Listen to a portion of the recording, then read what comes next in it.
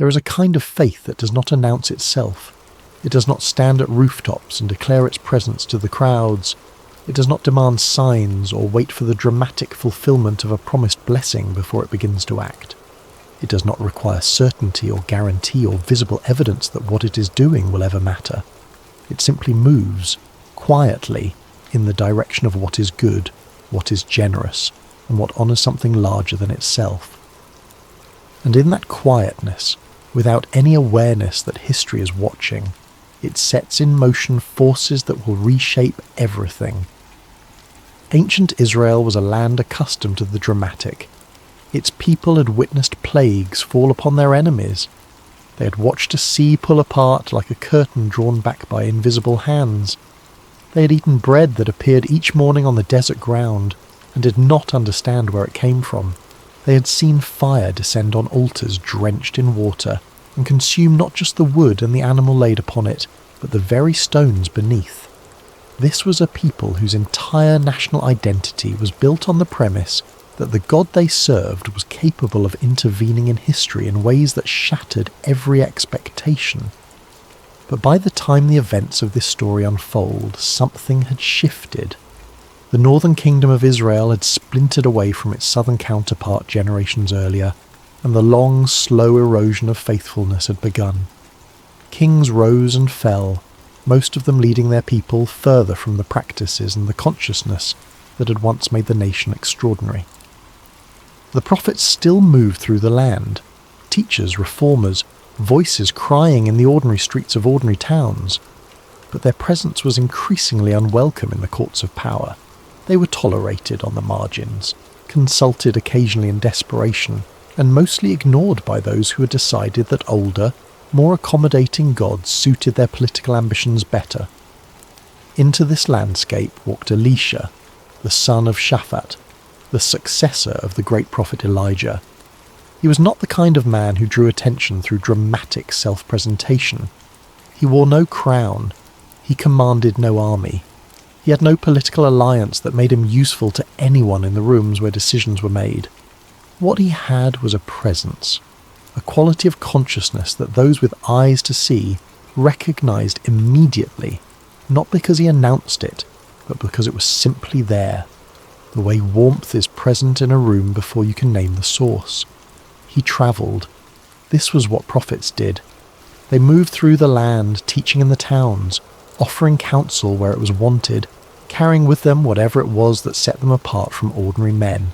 And it was on one of these travels that his road took him through a town called Shunem, a small place in the territory of Issachar, sitting in the fertile valley of Jezreel, where the grain grew well and the land had always been generous to those who worked it. And in Shunem there lived a woman. She's never named in the text. Not once, across the entire account of what happens to her, does anyone refer to her by name. She's identified only by where she lives and by what she does, which is perhaps more significant than any name could have been. She is identified by her actions, and her actions tell us everything we need to know. The text calls her a great woman, and this word in the Hebrew carries layers of meaning that a simple translation cannot fully capture. It suggests wealth, certainly.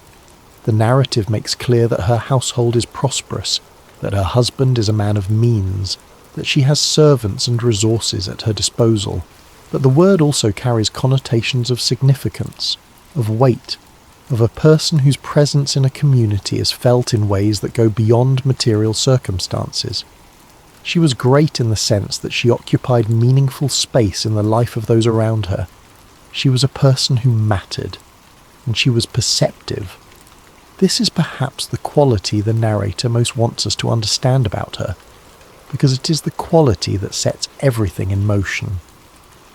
On the day that Elisha passed through Shunem for the first time, she saw him. Not merely noticed him, saw him. She looked at this travelling teacher and perceived something about him that others might have missed entirely.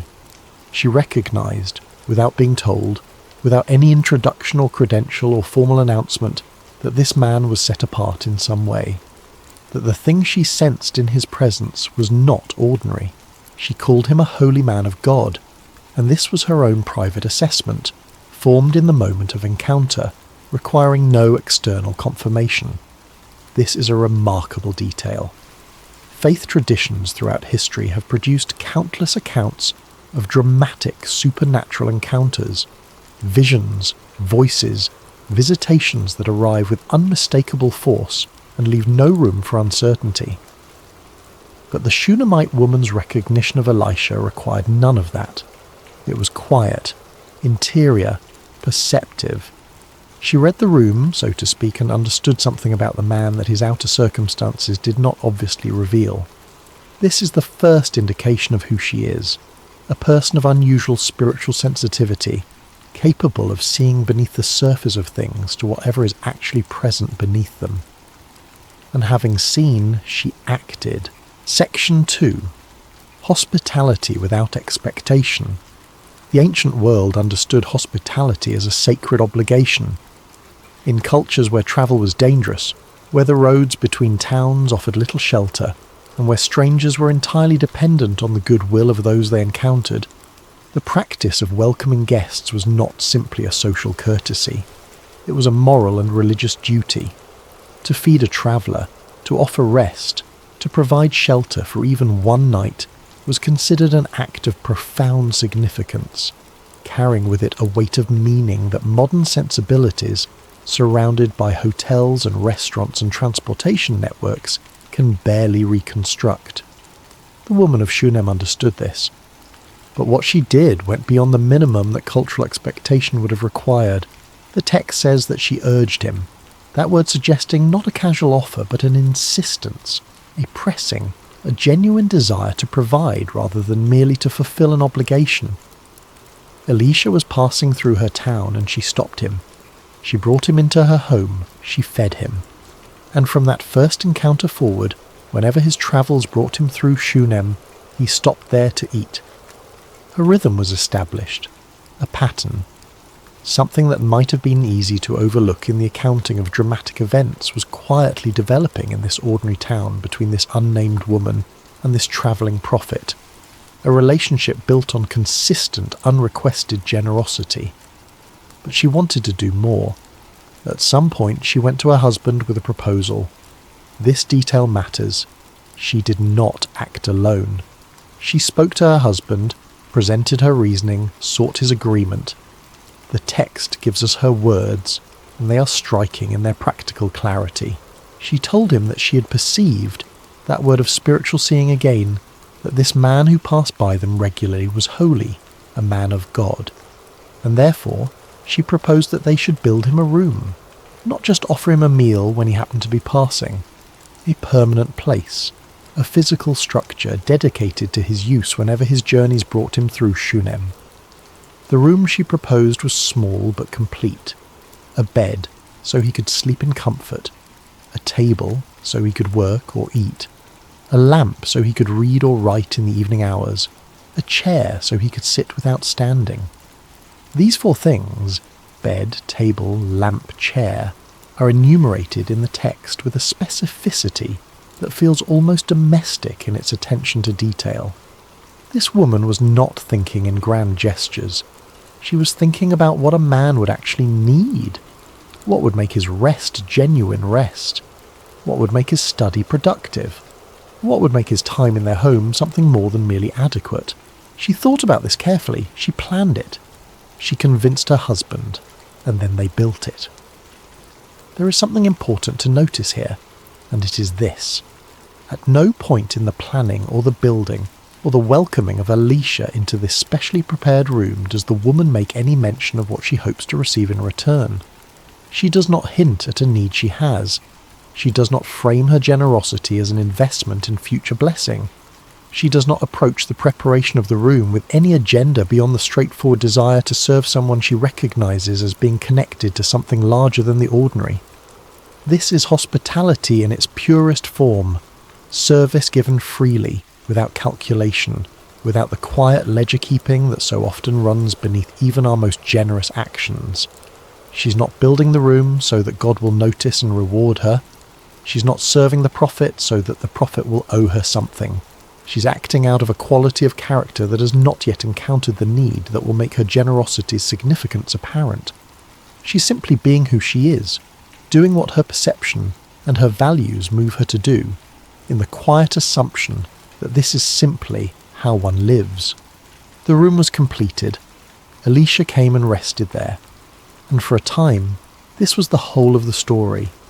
A woman who acted generously, a prophet who received with gratitude, and a small upper room in a prosperous household in Shunammite that became a regular stopping point on a travelling man's road. Then Elisha asked a question. He called his servant Gehazi and told him to summon the woman. When she stood before him, he said, "You have gone to all this trouble for us. What can be done for you?" And then he asked whether she might like him to speak on her behalf to the king or to the commander of the army, whether there was some political favour or official intercession that she desired, some door in the halls of power that she wanted him to open for her. Her answer was immediate and complete. She told him that she dwelt among her own people. This simple phrase carried within it a self-sufficiency, a contentment, a sense that she had what she needed and was not reaching for anything beyond it. She was not performing modesty. She was not strategically refusing in the hope that a greater offer would follow. She meant it. She was a woman who, in the deepest sense, was at peace with what she had, and who had extended her generosity not as a purchase but as an expression of that peace. Elisha listened, and then he turned to Gehazi and asked what could be done for her, and it was Gehazi who said the thing that Elisha's question had not reached. "She has no son," he said, "and her husband is old." The woman had not mentioned this. Not once, in all the interactions described to this point, had she raised the subject of what was absent from her life. Whatever she carried in private, whatever ache accompanied the recognition that she had material abundance and a kind husband and a prosperous household, and still lacked the thing that her culture considered the most essential mark of a woman's fullness and purpose. She had kept that quietly within herself. She had not made it the centre of her interactions with Elisha. She had not used her hospitality as a bargaining chip for the blessing she most needed. But Gehazi saw it, and having seen it, he told his master. Section 3. A promise. Unexpected. There is a kind of hope that becomes too dangerous to hold, when something has been wanted long enough and not received, when the absence of it has been accommodated and rationalised and finally, painfully, accepted as simply the shape of one's life. The prospect of hope, arriving unexpectedly, is not always experienced as joy. Sometimes it is experienced as danger, because to hope again means to be vulnerable again to the specific pain of not receiving, and that is a pain that, once survived, one does not approach carelessly. The woman of Shunem had made peace with her childlessness. This was not the peace of someone who had never wanted anything different. It was the harder peace of someone who had wanted and waited and eventually organised her interior life around an acceptance of what was. She had a husband, though he was old. She had prosperity which she used generously. She had a community, among whom she dwelt with apparent belonging. She had her faith, expressed in the way she lived. She had, by the standards of any honest accounting, a life of meaning and richness, and she had learned to hold that meaning and richness without making it contingent on the thing she did not have. Which is why, when Elisha called her to stand in the doorway of the room they had built for him, and told her that at this season of the following year she would embrace a son, she pushed back. "Do not lie to your servant," she said. "This is not the response of a woman without faith. This is the response of a woman who has experienced the specific grief of hope, deferred long enough that she has learned to protect herself from false comfort." She was not telling Elisha that she doubted his power. She was telling him that she could not afford to let herself believe something that might not happen, that the cost of hoping and being disappointed was one she had already paid and could not easily pay again. But notice what she did not do. She did not argue further. She did not demand a sign or a guarantee. She did not refuse the word. She simply expressed with honest directness the fragility that lay beneath her composed exterior, and then she went back to her life, and the next year, at the appointed time, she conceived and bore a son. Exactly as the word had said, exactly on the schedule the prophet had named. The fulfillment of the promise was precise, unhurried, and complete. There is a quality to this kind of fulfillment that defies adequate description.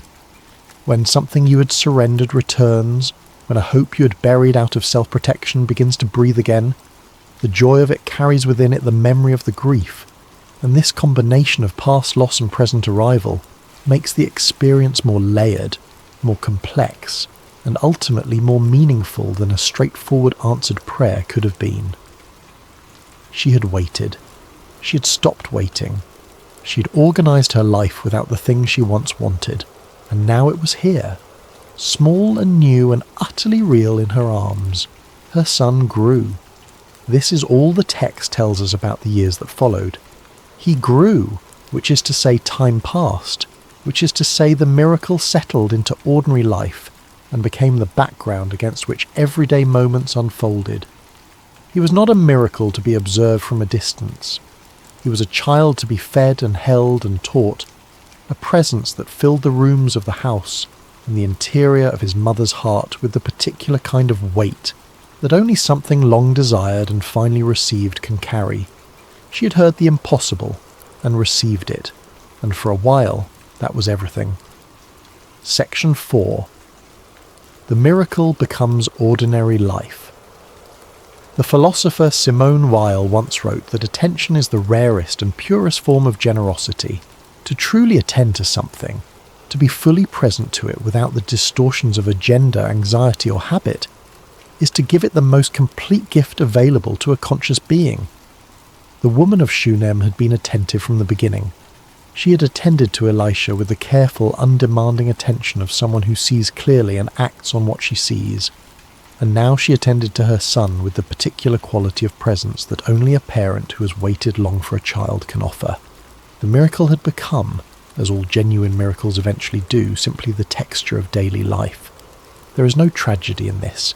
It is in fact the natural completion of what miracles are for, not to remain extraordinary indefinitely, suspended in a state of perpetual astonishment, but to become integrated into the fabric of living, to shape the structure of ordinary days in ways that are no longer startling but deeply real. The child born of promise and prophecy was now simply a child, with all the mundane reality that childhood involves.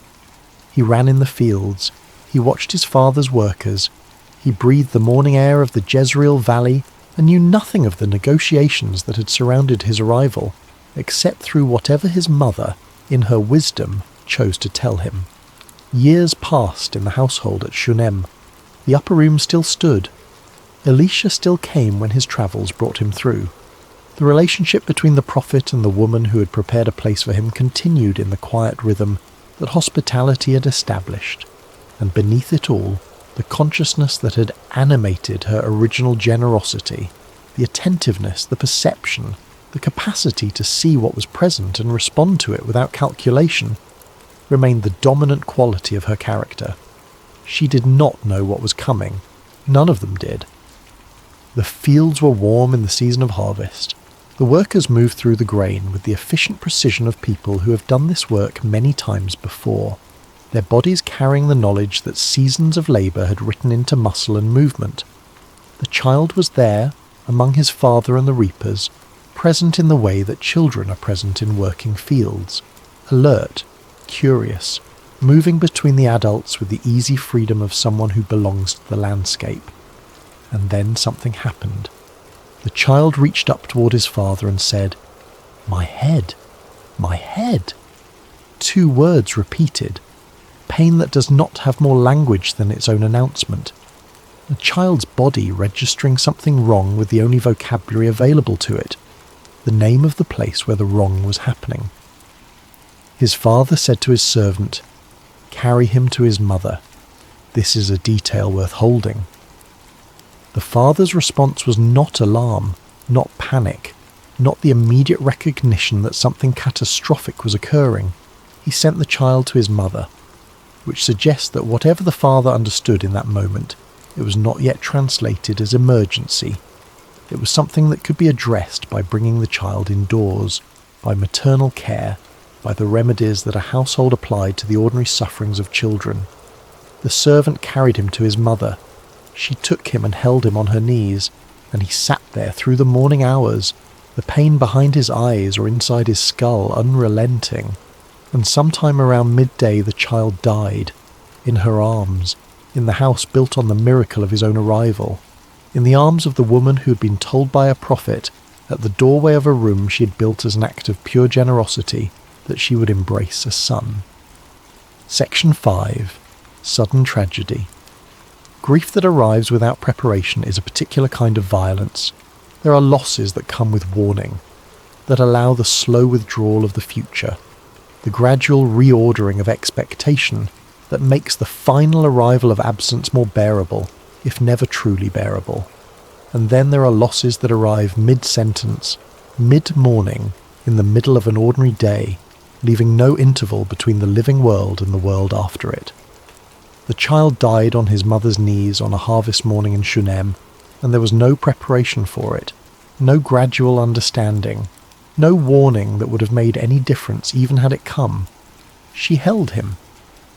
What happens in the interior of a human being in the first moments after an irreversible loss, in the seconds and minutes immediately after the body against you has stopped responding, after the breath that was there is not there, after the warmth begins its terrible, slow withdrawal? This is something that language has always struggled to contain. Every tradition that has tried to describe it has reached eventually for silence, because the experience is not primarily cognitive. It does not consist of thoughts. It consists of the body's refusal to accept what the body itself is already registering as true. The woman of Shunammite held her son, and then she did something extraordinary. She laid him on the bed of Elisha. Think carefully about this action, because it is not obvious. It is not what grief typically produces. Grief typically produces crying out, or collapse, or the desperate search for someone to tell, for the comfort of shared horror, for the relief of not being alone with the unbearable. What this woman did instead was carry the body of her dead child upstairs and place it on the bed that she and her husband had built for a prophet, and then close the door. She closed the door. She left the child in that room, in the place most associated in her household with the presence of the one who had spoken the impossible word that began all of this, and she went downstairs and she did the next thing.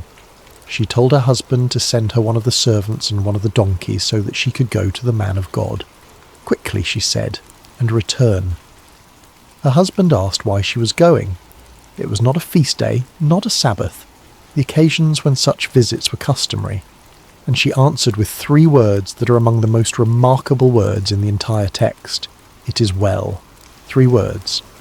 In the Hebrew, fewer even than that, an expression meaning peace, wholeness, things being as they should be. She spoke the word of peace into a moment that contained no peace.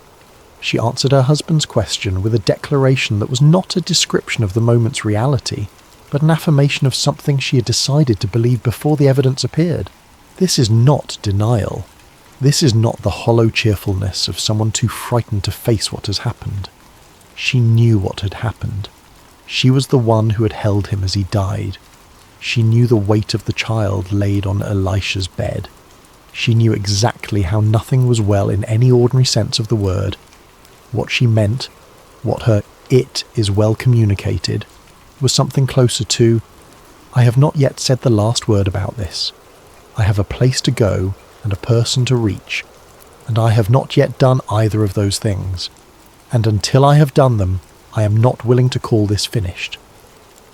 She saddled the donkey and told her servant to drive fast and not to slow down unless she told him to. And she rode toward Mount Carmel, toward wherever Elisha was, with an urgency that the servant could feel in the pace she demanded and the silence she maintained. She was going to the source of the word that had given her the child, and she was going with the child's death carried in her chest like an accusation and a plea simultaneously. The grief of the thing taken and the demand of the thing promised, held together in a faith that refused to separate them. Section 6. Radical faith under pressure. The distance from Shunammite to Mount Carmel was not inconsiderable. Mount Carmel rises from the coastal plain in the northwest of the land. a ridge of limestone and limestone forest that the ancient Israelites had long associated with the presence of the divine. Elijah had stood there before 450 prophets of Baal and called down fire on a drenched altar. The mountain had a reputation as a place of encounter, a high place in both the geographical and the spiritual sense, somewhere that the distance between the ordinary world and whatever lay beyond it was felt to be thinner than usual. It was toward this place that the woman of Shunem directed her servant and her donkey, and she drove them at a pace that communicated everything about her state of mind, while her words communicated almost nothing. She had said it is well. She was not saying it again. She was riding. Elisha saw her coming from a distance. This detail is significant. It means he was watching, which means that somewhere in his consciousness, the man of God was already attuned to the approach of something that required his attention. He told Gehazi to run and meet her and ask whether she was well, whether her husband was well, whether the child was well. And she told Gehazi, "It is well." She said it again. The same 3 words to Gehazi that she had said to her husband, but notice that she said them to Gehazi and kept moving. She did not slow down for Gehazi. She did not stop to explain herself. She passed through Gehazi's question, the way someone in genuine crisis passes through well-meaning but insufficient responses, acknowledging the presence of the question, refusing to be derailed by it, continuing toward the only destination that mattered. She reached Elisha, and when she reached him, she fell at his feet. This physical gesture is the first indication in the text that the composure she had maintained, the "it is well," the steady riding, the refusal to explain herself to anyone not in a position to do anything, was a discipline being held over something that was anything but composed. She fell at his feet, which is the posture of someone who has arrived at the only place that might contain an answer, and who is no longer able to maintain the uprightness that the journey required. Gehazi moved to push her away, as servants do when they perceive someone threatening the propriety of an encounter. Elisha stopped him. He said, "Let her alone, for her soul is in bitter distress within her, and the Lord has hidden it from me and has not told me." This is a moment of unusual honesty in a prophetic narrative. Elisha acknowledged that he did not know. Whatever spiritual perception he possessed, it had not informed him of what this woman was carrying. He was operating in this moment without advanced knowledge, responding to her arrival and her posture rather than to information received in a prophetic way. And her first words to him were the honest, unadorned statement of her grief. "Did I ask for a son?" she said. "Did I not say, 'Do not deceive me'?" This is lament. This is the ancient form of grief prayer that runs throughout the Hebrew scriptures. The prayer that does not perform contentment it does not feel, that does not dress its pain in the language of acceptance before the acceptance has been earned, that goes directly to the source of its suffering with the rawness of authentic feeling.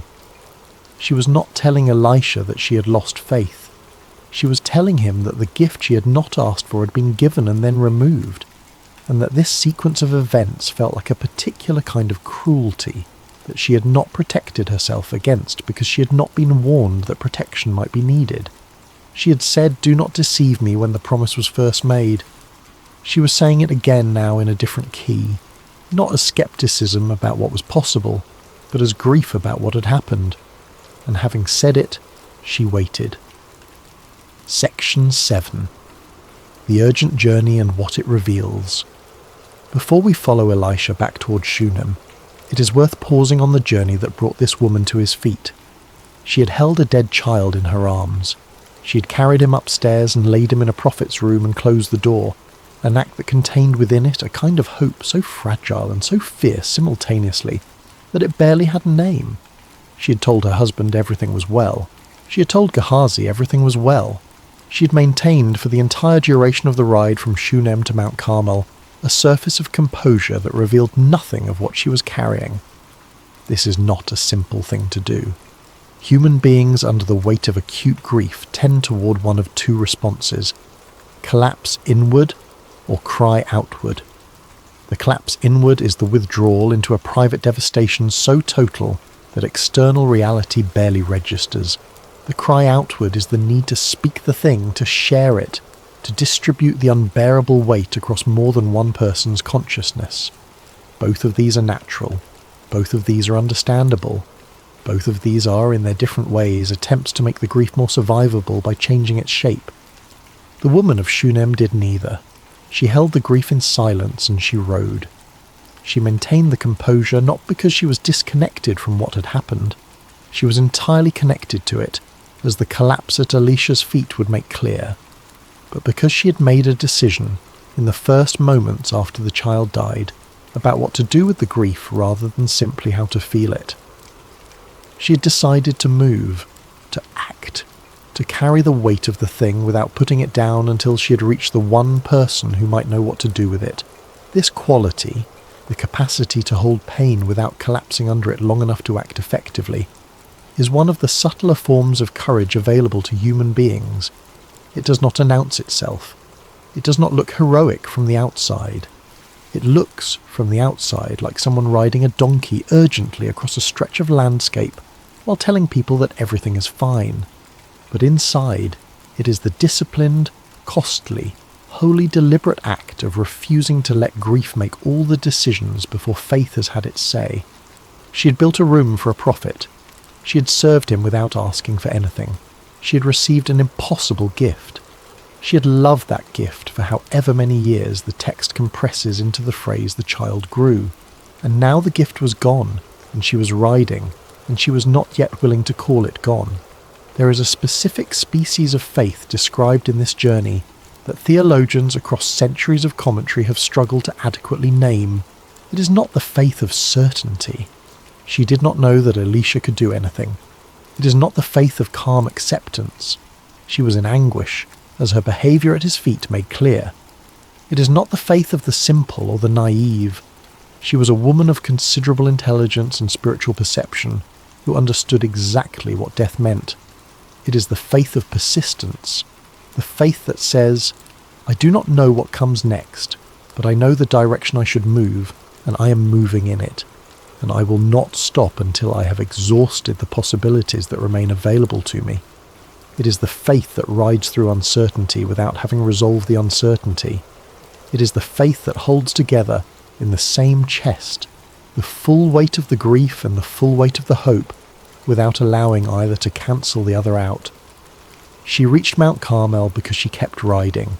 She reached Alicia because she refused to stop for Gehazi, and having reached him, she spoke her grief out loud, which was the only honest thing remaining to be done. Section 8. Confrontation with the prophet. Elisha's response to her grief was immediate and practical. He called Gehazi and told him, "Gird your loins and take my staff in your hand and go.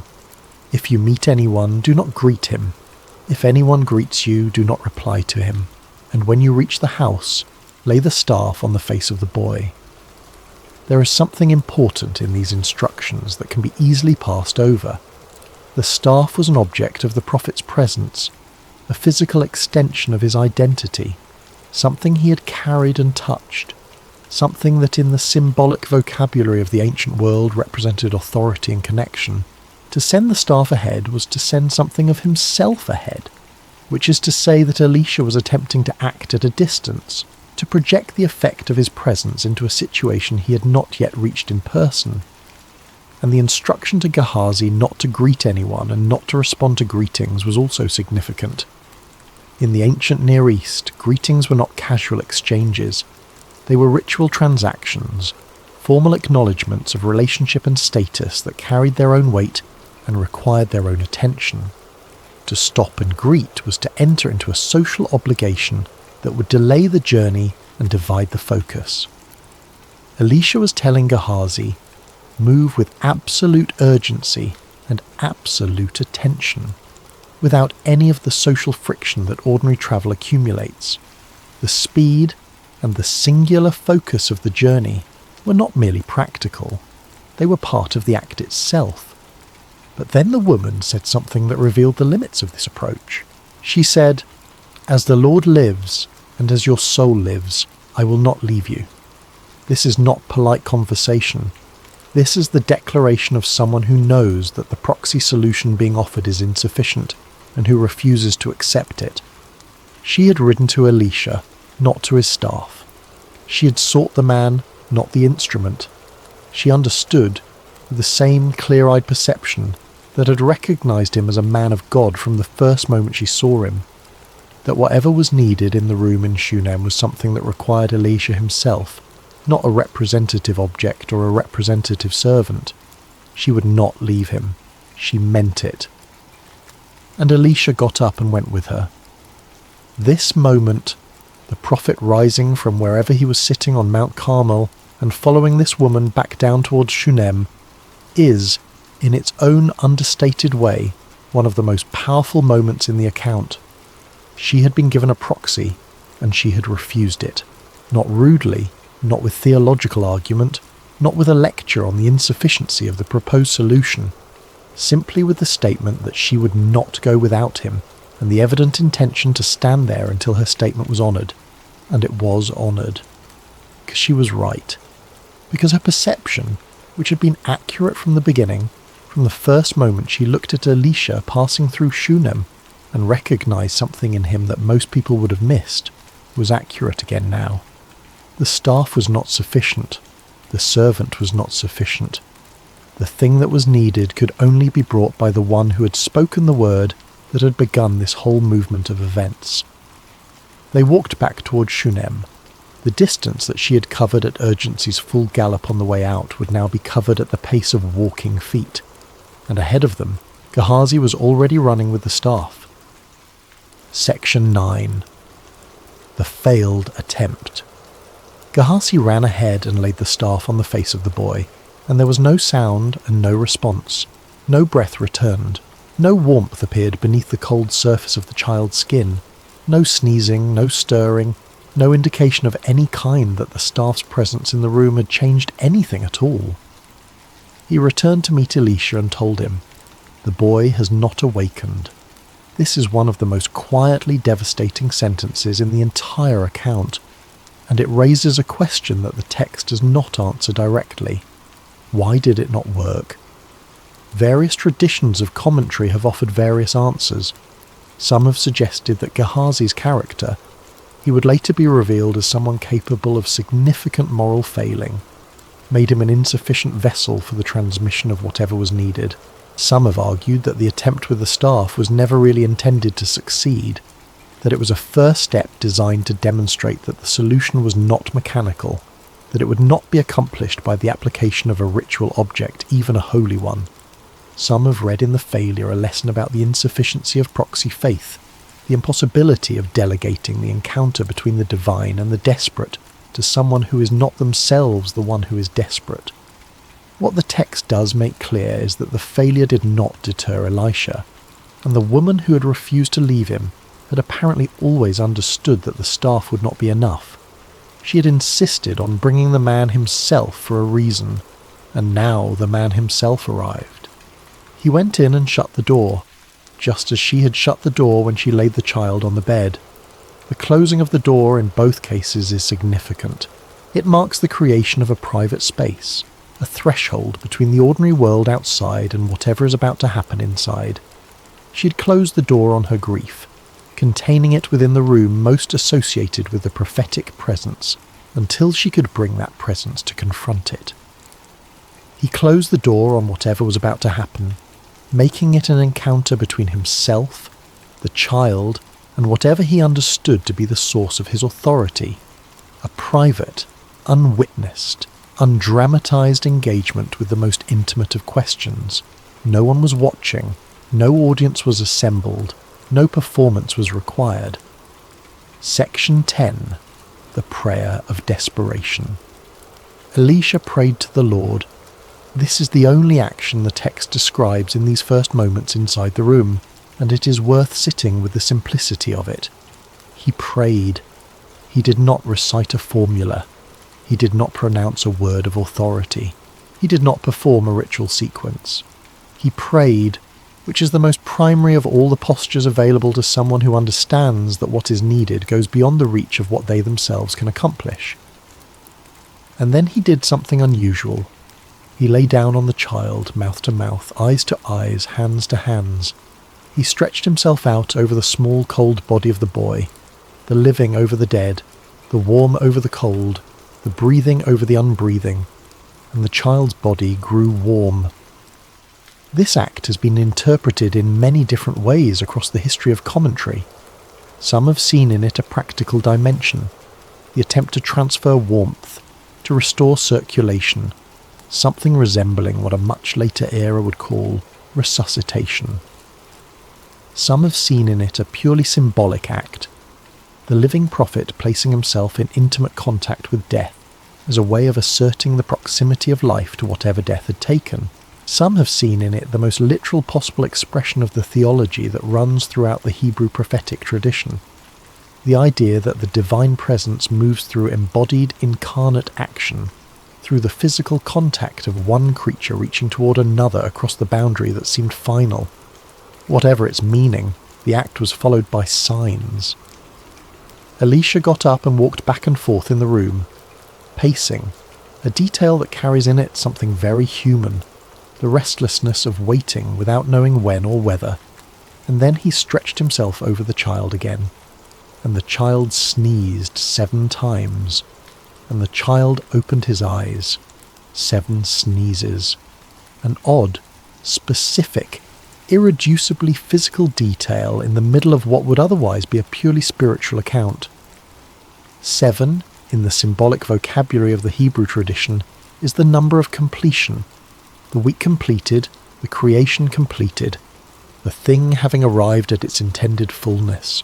But here it is not an abstract symbol, it is a child sneezing, a body re-engaging with the process of breathing, a respiratory system announcing its return to function in the most ordinary of biological ways. The miracle was announced by sneezing, not by trumpet, not by thunder, not by the dramatic vocabulary that dramatic moments are usually expected to employ. By the sound of a child's body doing what children's bodies do, only this child's body had, moments before, been doing none of the things bodies do, and now it was. 7 times, and then it opened its eyes. Section 11. Restoration. Elisha called Gehazi and told him to call the Shunammite. She came. He said, "Take up your son." She came in, and she fell at his feet, and she bowed herself to the ground, and she took up her son and went out. That is the entire description. That is all the text gives us.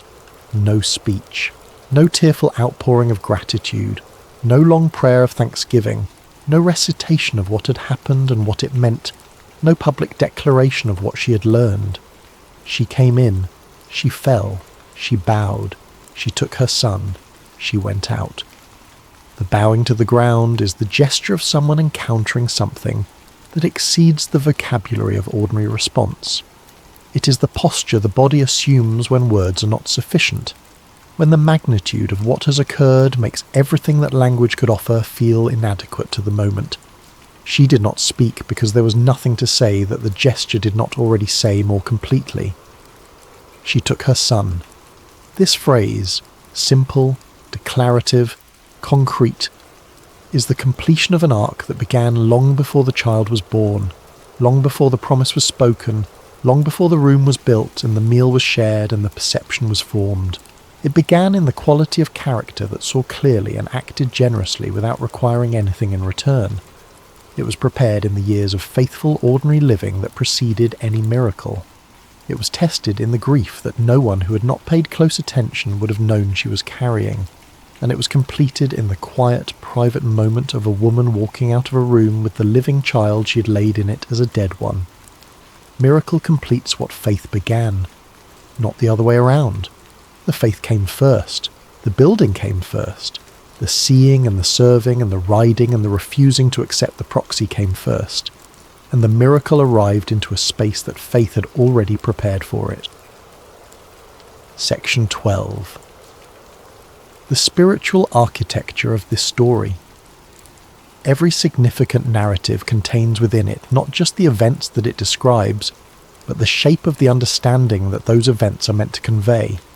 The story of the woman of Shunem has been told and retold across millennia. because it carries within it a particular architecture of spiritual understanding that speaks to something persistent in human experience, something that does not belong only to ancient Israel or to any specific religious tradition, but that touches the universal questions of loss, hope, grief, and the relationship between human action and divine response. The first element of this architecture is the principle that preparation precedes miracle. This is perhaps the most counterintuitive aspect of the story. We are accustomed to thinking of miracles as responses, as divine answers to human need that arrive in the moment of desperation, when the need is most acute and the human resources most clearly exhausted. And miracles of that kind certainly exist within the tradition. But the miracle in this story does not arrive in the moment of greatest desperation. The miracle arrives into a life that had already been prepared for it, by years of quiet generosity, by the building of a room that was not asked for, by the service of a man of God before any blessing was received from him, or even anticipated. The child was not given because his mother fell at Elisha's feet in need. The child was given because his mother had built a room, and the room was built because she had seen clearly, and the seeing clearly was an expression of who she already was before any of this began. This sequence matters enormously. It suggests that the preparation for the miraculous does not begin in the crisis that eventually makes the miracle necessary. It begins long before, in the ordinary decisions of ordinary days, in the quality of attention brought to an encounter, in the generosity extended without calculation, in the service given without the expectation of return. The crisis reveals what the preparation has made possible, but the preparation had to come first. The second element of this architecture is the principle that authentic faith includes lament. The woman of Shunem did not perform composure before Elisha. She fell at his feet, and she spoke her grief out loud, and she said, "Did I ask for a son?" This is not the language of someone who has elevated themselves above their pain into a spiritual detachment that no longer feels the full weight of loss. This is the language of someone who feels exactly how much this hurts, and who brings that hurt directly to the encounter with the divine rather than processing it privately first and presenting only the sanitized remainder. The Hebrew tradition that produced this story is full of this kind of lament. The Psalms are full of it. Job is full of it. The great figures of the tradition speak their grief without polishing it first, because the tradition understands that honest grief offered to God is a form of trust. The trust that the relationship can hold the honest feeling that what is real will not be rejected because it is not beautiful. She lamented honestly, and she was heard. The third element of this architecture is the principle that faith persists through the silence. Between the moment the child was conceived and the moment the child died, there is a period of the text that is compressed into a handful of sentences. The years of the child's growth, which would have been the years in which the promise was being fulfilled in the most ordinary ways possible. The toddler learning to walk, the small child learning to speak, the boy beginning to venture further from the house. All of this is rendered in almost no words at all.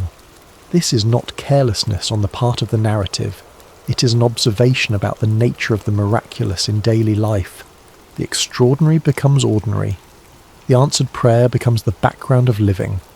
The thing once desperately wanted becomes simply the thing that is present, and its presence is no less real for being less astonishing than it once was.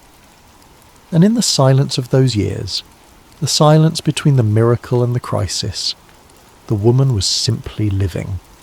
Faithfully, generously, present to the ordinary texture of a life that had been given back to her in a form she had not expected. She was not, as far as the text indicates, doing anything particularly dramatic. She was being who she was, and being who she was, it turns out, was exactly what was needed when the crisis arrived. The fourth element of this architecture is the principle that persistence in prayer matters. Elisha prayed. He prayed, and then he acted in a physical way, and then he paced, and then he stretched himself out over the child again, and then the child sneezed 7 times and opened his eyes. This sequence, the prayer, the action, the waiting, the continued action, is not described in the text as a lack of faith. It is not described as evidence that the first attempt failed because something was wrong with the approach. It is described simply as what happened, which suggests that the process itself, the sustained, repeated engagement with the situation, was part of the miracle rather than a sign of its absence. This is important for anyone who has ever prayed once and not received what they prayed for. The text does not suggest that a single prayer is the complete expression of the practice, that a single attempt exhausts the possibilities, that persistence beyond the first try indicates insufficient faith. Elisha prayed and lay over the child and got up and walked and returned and lay over the child again. The miracle arrived through the sustained, embodied, repeated engagement, not through a single perfectly executed moment of spiritual performance. And the fifth element, which underlies all the others, is this. The God in this story is a God who restores what seemed permanently lost. The child was dead, not metaphorically dead, not diminished or ill or imperiled, dead. Laid on a bed with the door closed, cold beneath the warm hands that stretched out over him, there was no medical qualification, no diagnostic uncertainty, no possibility left open in the text that what the mother had held in her arms through the morning hours was anything other than the final state of a child who had lived and now did not. And then he sneezed 7 times and opened his eyes. What this story carries, at its deepest level, is the assertion that the category of permanently lost is not as final as it appears from within the experience of loss. Not because loss is not real. The woman's grief was entirely real, and the text does not minimize it, but because the story being told is one in which the ending has not yet been written, when the middle is darkest. The room closed, the door shut, the child cold, the mother riding across the landscape with grief in her chest and hope in her direction. These are not the final images the story offers. They are the middle. They are the darkness before the 7 sneezes and the open eyes and the words, "Take up your son." This is not a promise that every grief resolves in this life. The tradition is too honest to make that claim, and the history of human experience is too full of losses that are not reversed in any visible way. But it is the assertion that reversal is possible, that what seems final sometimes is not, and that the appropriate response to that possibility is to ride toward it with urgency, refusing to slow down for anyone who cannot help. Section 13. The legacy of an unnamed woman. She does not appear again in the text after she walks out of the room with her living son. The story continues in the book of 2 Kings.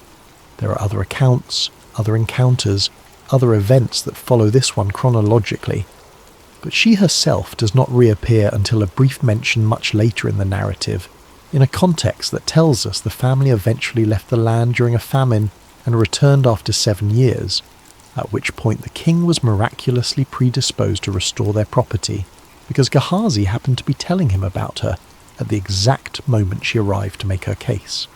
Even in this later appearance, she's identified only as the woman whose son Elisha restored to life. She's still unnamed. She's still defined by her actions and their consequences rather than by her given name. This anonymity is, in a way, the most appropriate possible condition for the story she inhabits. Names individuate, specify, locate a person in a particular time and social context in ways that can make them feel distant from readers in other times and other contexts. But the unnamed woman of Shunem is universally available.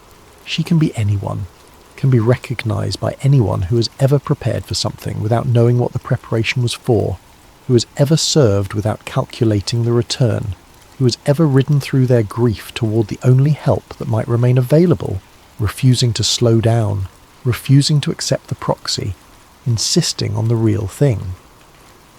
She belongs to the tradition not as a specific historical individual trapped in the 2 Kings of ancient Israel, but as an archetype, a figure through whom certain qualities of faith and character are demonstrated in a way that remains recognizable and applicable across any distance of time.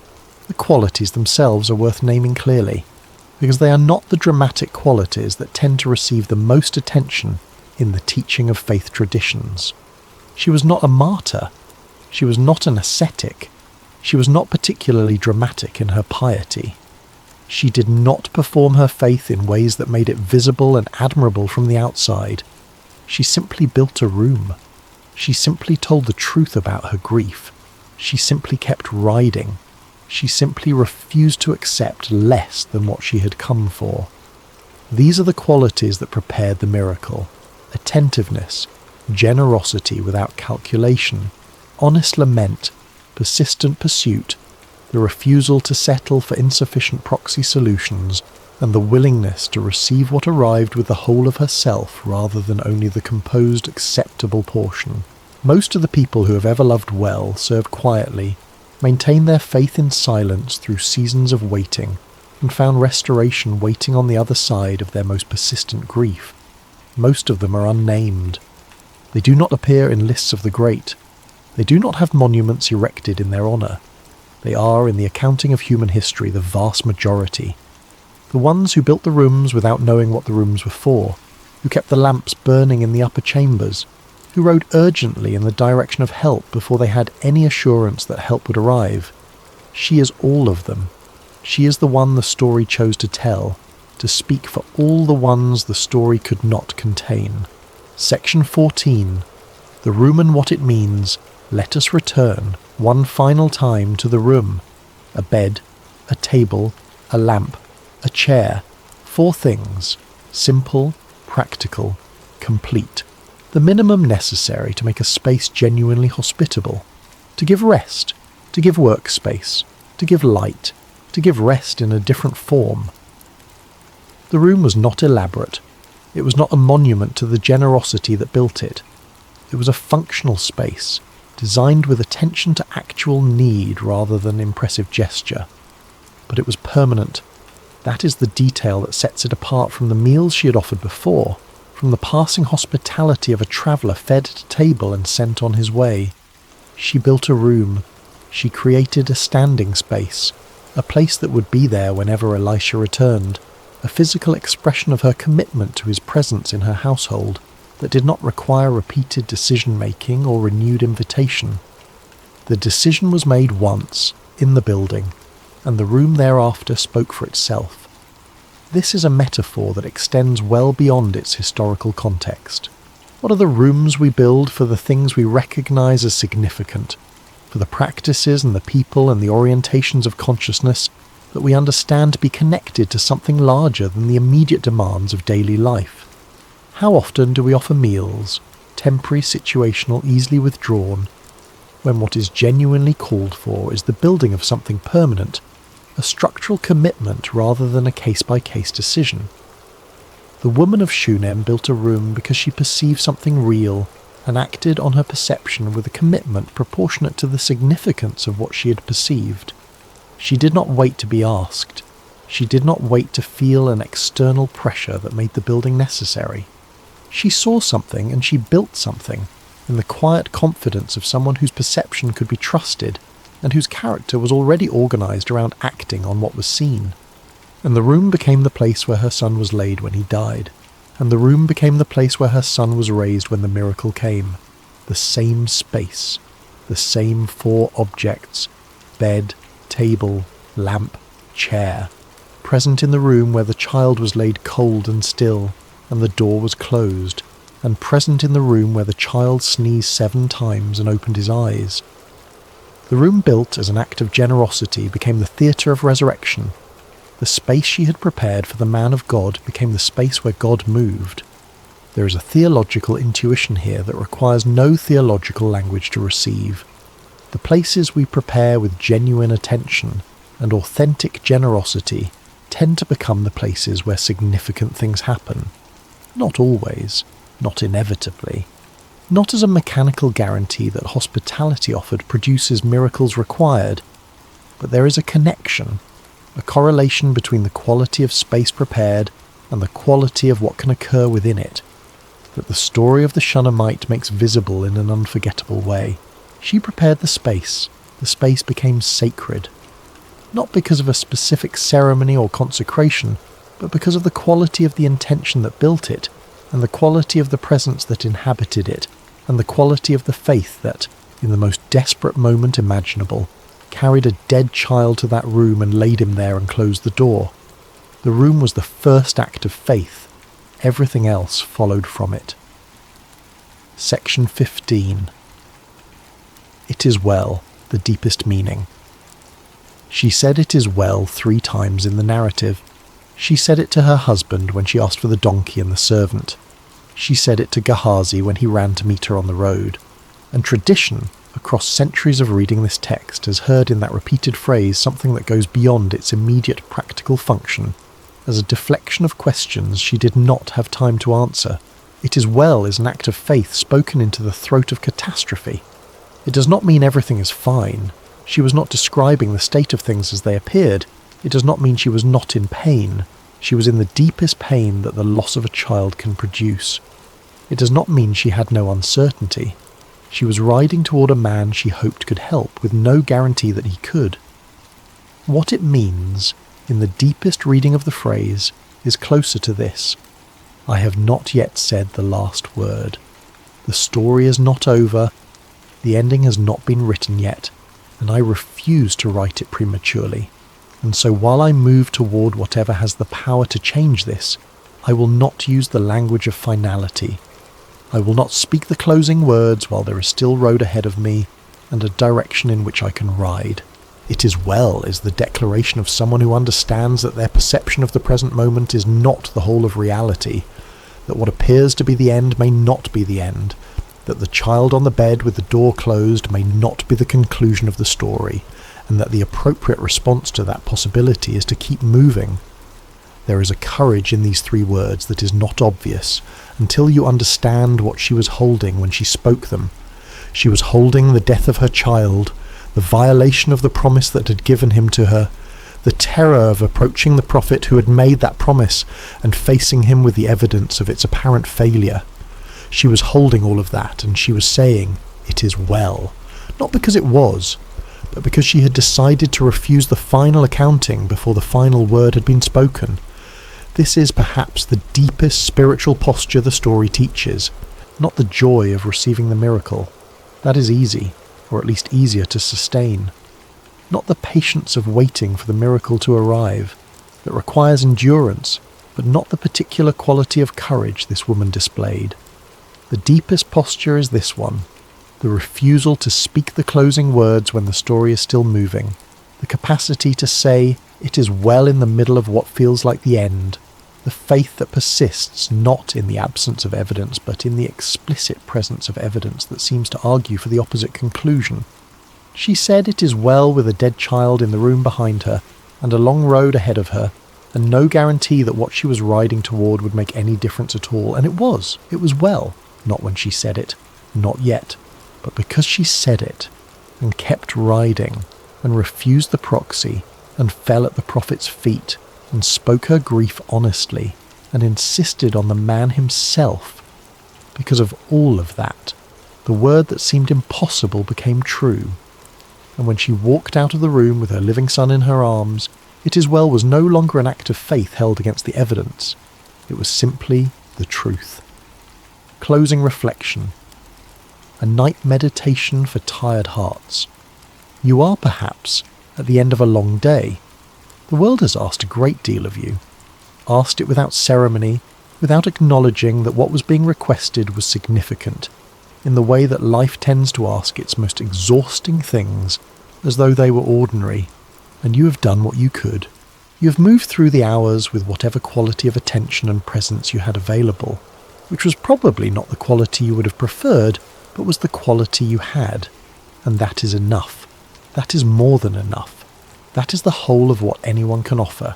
The quality of presence that is actually available, not the quality that would be available in some hypothetical better version of the day. The woman of Shunem lived her faith in the small hours of small days.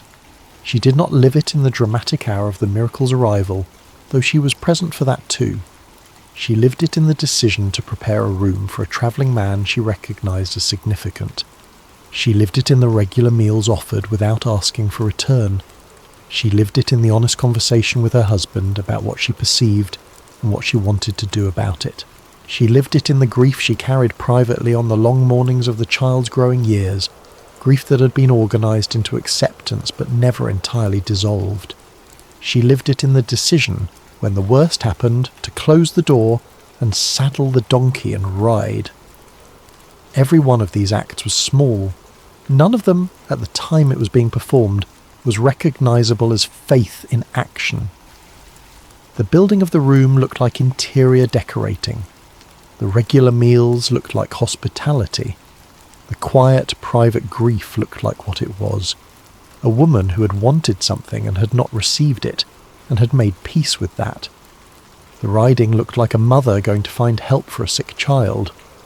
None of it looked from the outside like the architecture of a miracle, and yet, the miracles we are hoping for, the reversals we need in the situations that feel most irreversible, the moments of restoration that we are not sure are coming, these tend to find their way into lives that have been prepared to receive them, not by dramatic acts of conspicuous piety, not by the performance of faith for the sake of an audience, but by the quiet, consistent, cumulative weight of ordinary faithfulness. The room built, the meal offered, the truth told, the direction maintained, the door closed with the certain faith that something real has been placed in that room, and that the word spoken over it has not yet finished being true. You have, in the living of your life, been building rooms. Some of them you may not even recognise as rooms. Some of them you built without knowing what they were for, in the way the woman of Shunem built a room for a prophet without knowing that the room would one day receive the child that same prophet gave her. Some of them feel right now like empty spaces, spaces prepared for something that has not yet arrived, or for something that arrived and then was taken away before it could be fully received. The story of the Shunammite does not promise that every room will be filled in the way you hoped. It does not offer a mechanical guarantee that preparation produces the specific outcome you prepared for.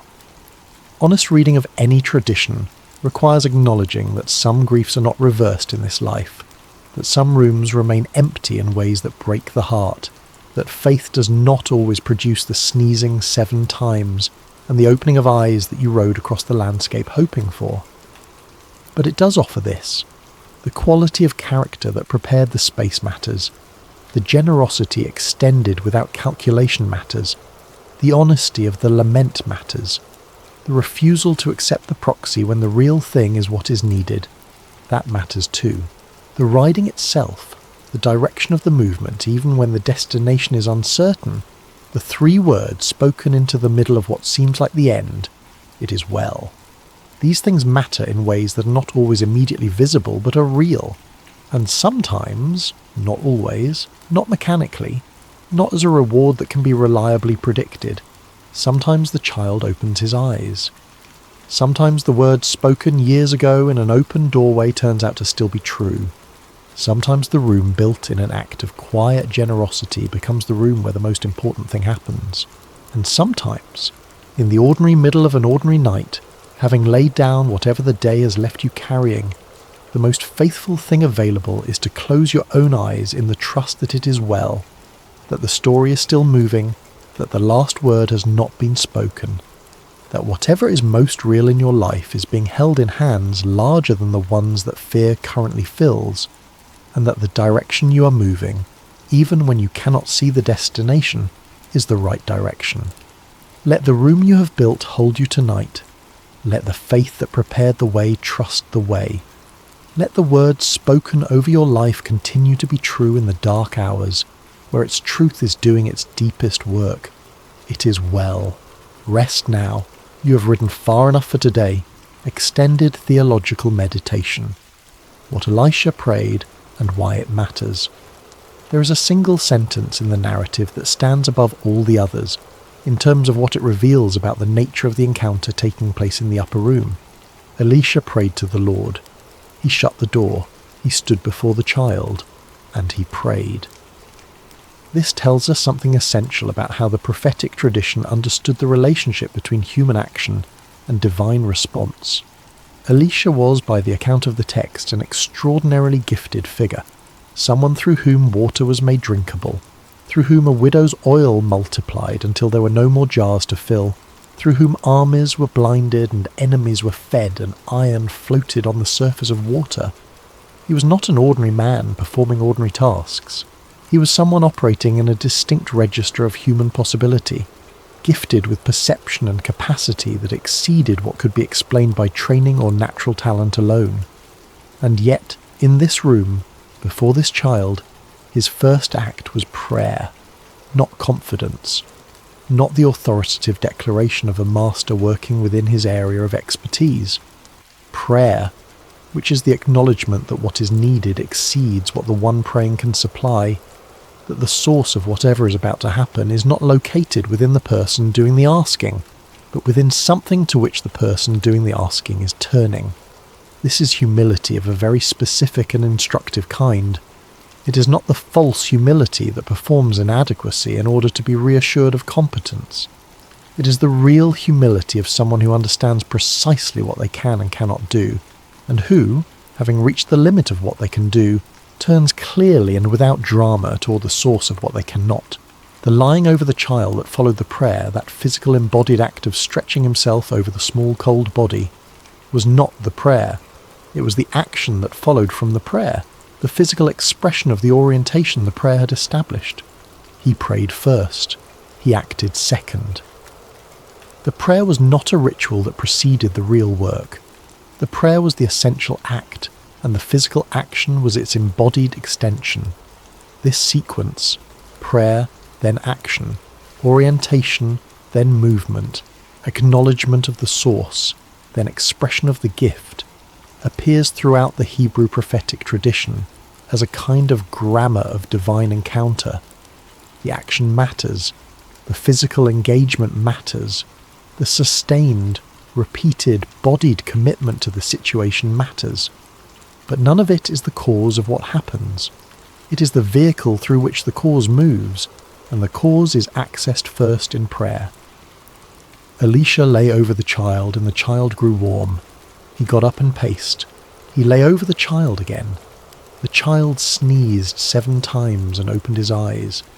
The rabbis who studied this text across the centuries noted the parallel between Elisha's action here and Elijah's action in the raising of the widow of Zarephath's son in 1 Kings 17. The same basic structure appears in both accounts. A dead child, a prophet who prays and performs a physical act of lying over the body, a gradual restoration. The repetition across 2 prophetic figures separated by a generation is not accidental. It suggests a tradition of practice, a taught approach to this most desperate of situations, passed from Elijah to Elisha, along with the double portion of the Spirit that Elisha had asked for and received. Elisha had learned this from Elijah, and Elijah had learned it from what? From experience, from prayer, from the tradition before him, from whatever it was that moved in that space between a prophet and the God of Israel in the moments of most extreme need. The knowledge was transmitted, but the transmission was not mechanical. Each prophet brought himself, his own prayer, his own embodied engagement to the situation. The precedent provided a framework. The prayer and the action were the man's own. 7 sneezes.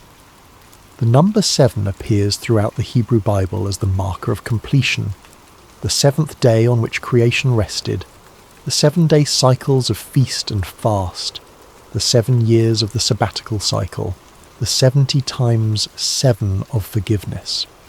Here, the 7 sneezes carry the weight of that symbol, the child's body completing its return to life in 7 discrete, involuntary, entirely biological acts of respiration. The sacred number expressed not in a ceremony but in a sneeze. Completion arrived not in a grand gesture but in the most ordinary physical response of a body that has, against all expectation, resumed the act of being alive. And then the eyes. The eyes opened, which is the most intimate of the signs of life.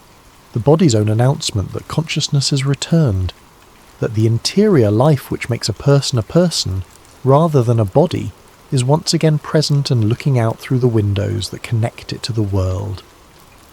The child's eyes opened, and whatever Elisha saw in that moment, whatever the meeting of his eyes with the child's living eyes, communicated across the space of the room in which he had prayed and acted and waited and acted again.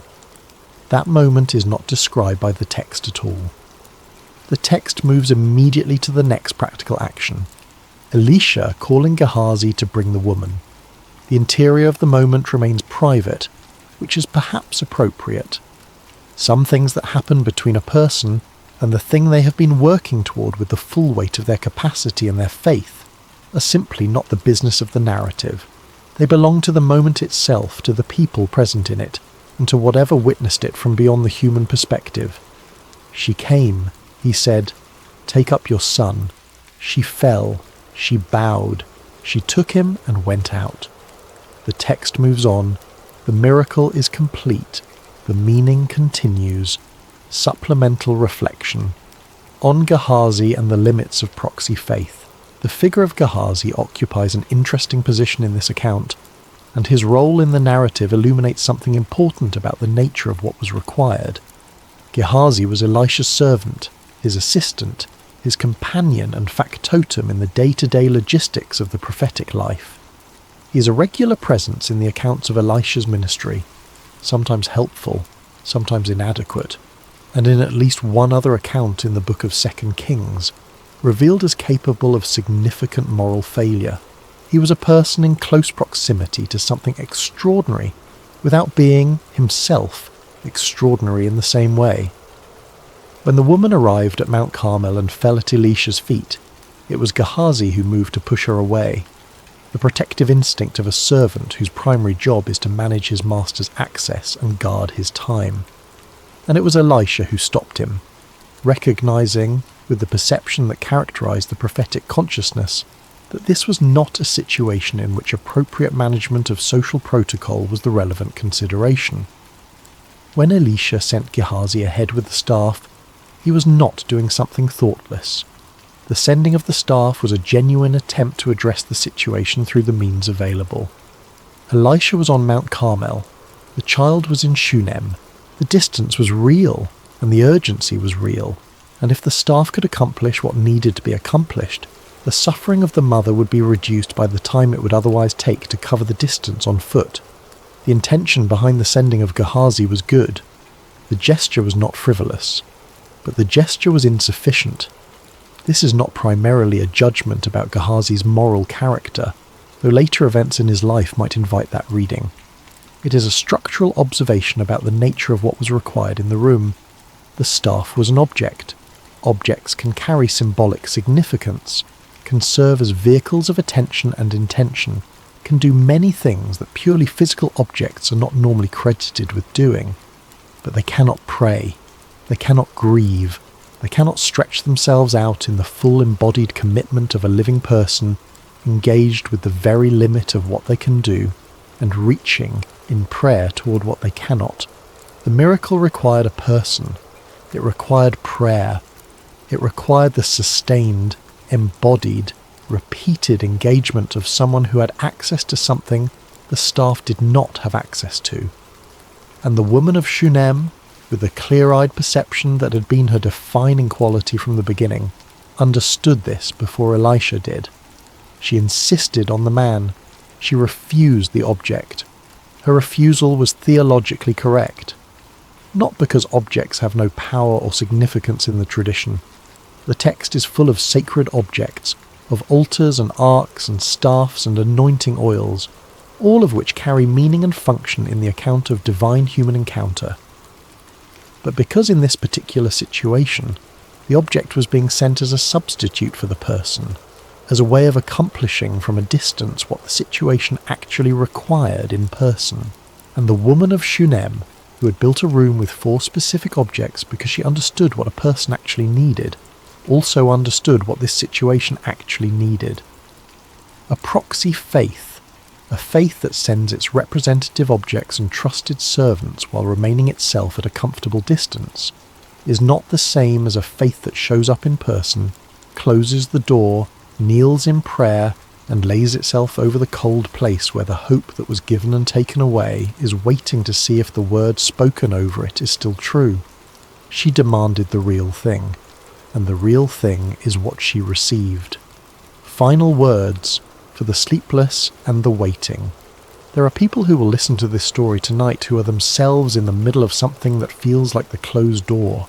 They have received something, a hope, a relationship, a dream, a healing, a period of a life that was inexplicably richer than anything that came before it. And then it was taken. Not gradually, not with preparation, but with the sudden terrible specificity of a child collapsing in a field on a harvest morning and being carried back to his mother with 2 words. My head, and they are carrying it, in the way she carried it, in public, with the composed surface of someone who has not yet finished deciding what this is and what it means, saying some version of it is well while riding as fast as they can toward the only direction that seems to offer anything. This story does not pretend that the riding is not exhausting. It does not minimise the grief beneath the composed surface. It does not suggest that the honest falling at the feet, the did I ask for this, and is it not enough that I have lost it, is a sign of insufficient faith. She fell. She spoke her grief honestly. She was heard. These are not contradictions of each other. They are the same faith at different moments of its expression. And the story ends not with the woman producing the miracle through the correctness of her theology, or the consistency of her practice, or the purity of her initial motivation. It ends with the child opening his eyes, with the door that was closed being opened, with the woman who built the room being called back to it to receive what she had carried there, and then carried away from and ridden across the landscape crying, "It is well." She took up her son, simple, declarative, complete. The most important things often arrive in that register, in the language of simple declarative sentences that contain within them the entire weight of what was given and taken and given again, not in speeches, not in theological explanations, in the taking up of the thing that was laid down and the going out of the room. Tonight, wherever you are in the arc of your own story, whatever closed door you're sitting before or whatever long road you're still riding, you're not yet at the last word. The last word has not been spoken. And in the darkness before the morning, that is enough. That is the whole of what is needed. It is well. Close your eyes. The room is prepared. The lamp is burning. Rest.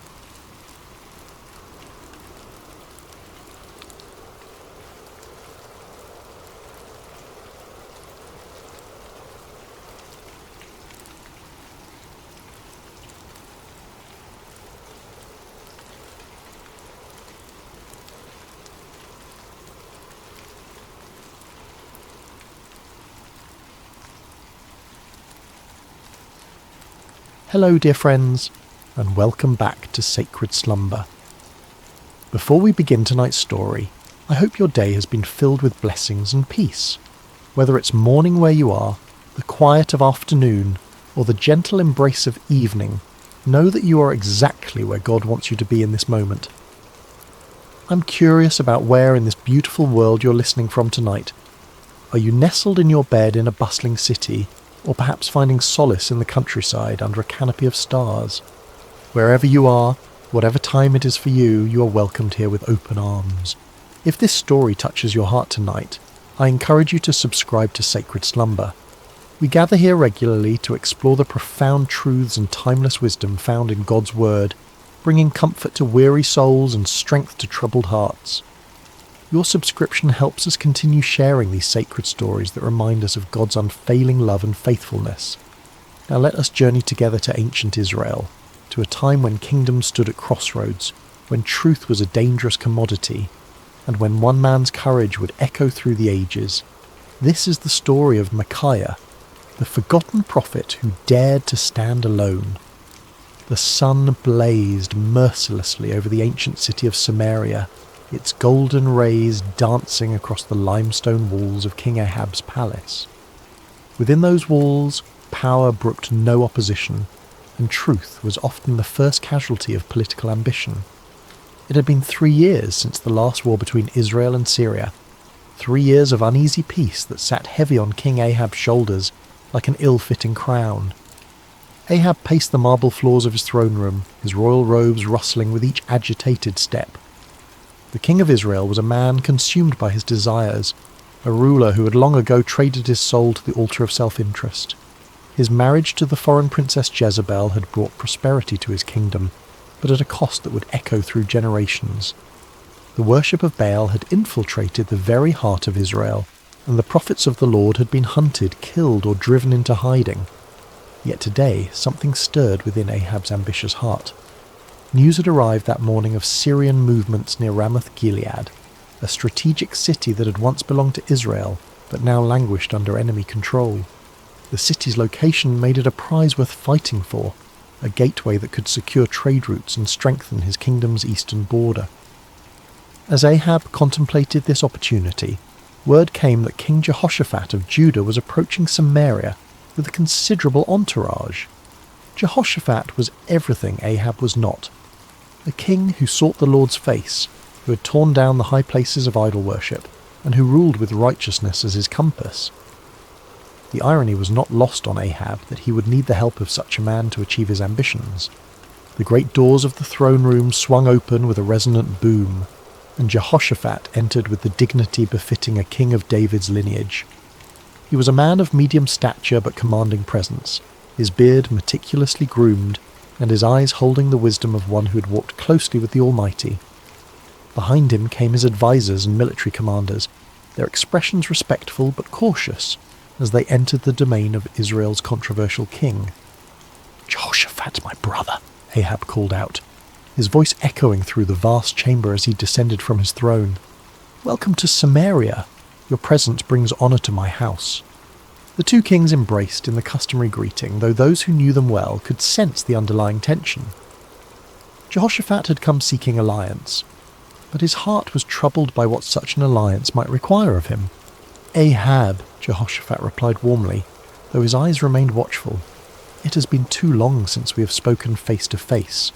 The Lord has blessed both our kingdoms with peace these past years." "Indeed," Ahab agreed, gesturing toward the laden tables his servants had prepared. "Come, let us feast together and speak of matters that concern us both." The banquet that followed was a spectacle of royal excess. Tables groaned under the weight of roasted meats, exotic fruits, and wine from the finest vineyards. Musicians played softly in the background, while servants moved like shadows, attending to every need. Yet beneath the veneer of celebration, both kings harboured their own purposes. As the evening wore on and the wine loosened tongues, Ahab finally revealed his true intention. Leaning toward Jehoshaphat with the conspiratorial air of old friends, he spoke in measured tones. "My brother, there is a matter that weighs heavily upon my heart," Ahab began, his eyes glinting in the torchlight. "You know that Ramoth-Gilead belongs to us, yet it remains in the hands of the king of Syria. Should we not take back what is rightfully ours?" Jehoshaphat set down his goblet carefully, his expression growing thoughtful. He had anticipated this moment, knowing that Ahab rarely extended hospitality without purpose. The question hung in the air between them like incense, heavy with implication. "Ramoth-Gilead has indeed been a source of contention," Jehoshaphat replied diplomatically. "What do you propose?" Ahab's smile was that of a merchant who senses a favourable negotiation. "I propose that we go up together against Ramoth-Gilead. Your army combined with mine would be formidable. We could restore the city to Israel and share in the glory of victory." The words were carefully chosen, appealing to both practical strategy and Jehoshaphat's sense of brotherhood among the tribes of Israel. Yet Jehoshaphat had not survived as king by making hasty decisions. His reign had been marked by careful consultation with the Lord, and he would not abandon that practice now.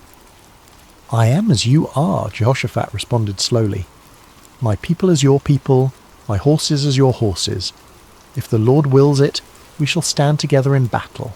He paused, his next words carrying the weight of true conviction. "But first let us inquire of the Lord." Ahab's smile faltered slightly. In his eagerness for military glory, he had hoped to avoid the complications that divine consultation might bring. Yet he could hardly refuse such a reasonable request from a potential ally, especially one whose righteousness was renowned throughout the region. "Of course," Ahab agreed, though his tone lacked enthusiasm. "Let us seek the word of the Lord." What followed was a demonstration of the spiritual corruption that had infected Ahab's court. The king summoned his prophets, all 400 of them, men who wore the garments of holiness, but whose hearts served earthly masters. They came in a great procession, their robes flowing and their voices raised in what appeared to be spiritual fervour. These were not true prophets of the Lord, though they claimed his name. They were court prophets, men who understood that their continued prosperity depended upon telling the king what he wished to hear. Their prophecies were crafted not in the secret place of prayer, but in the calculating chambers of political expediency. As the prophets assembled in the courtyard before the two kings, their spokesman stepped forward. His name was Zedekiah, son of Chenaanah, a man whose pride matched his ambition, and whose hatred for true prophets would soon be revealed in violent fashion. "Hear the word of the Lord," Zedekiah proclaimed, his voice carrying across the courtyard with theatrical intensity. "Go up to Ramoth-Gilead and prosper, for the Lord will deliver it into the hand of the king."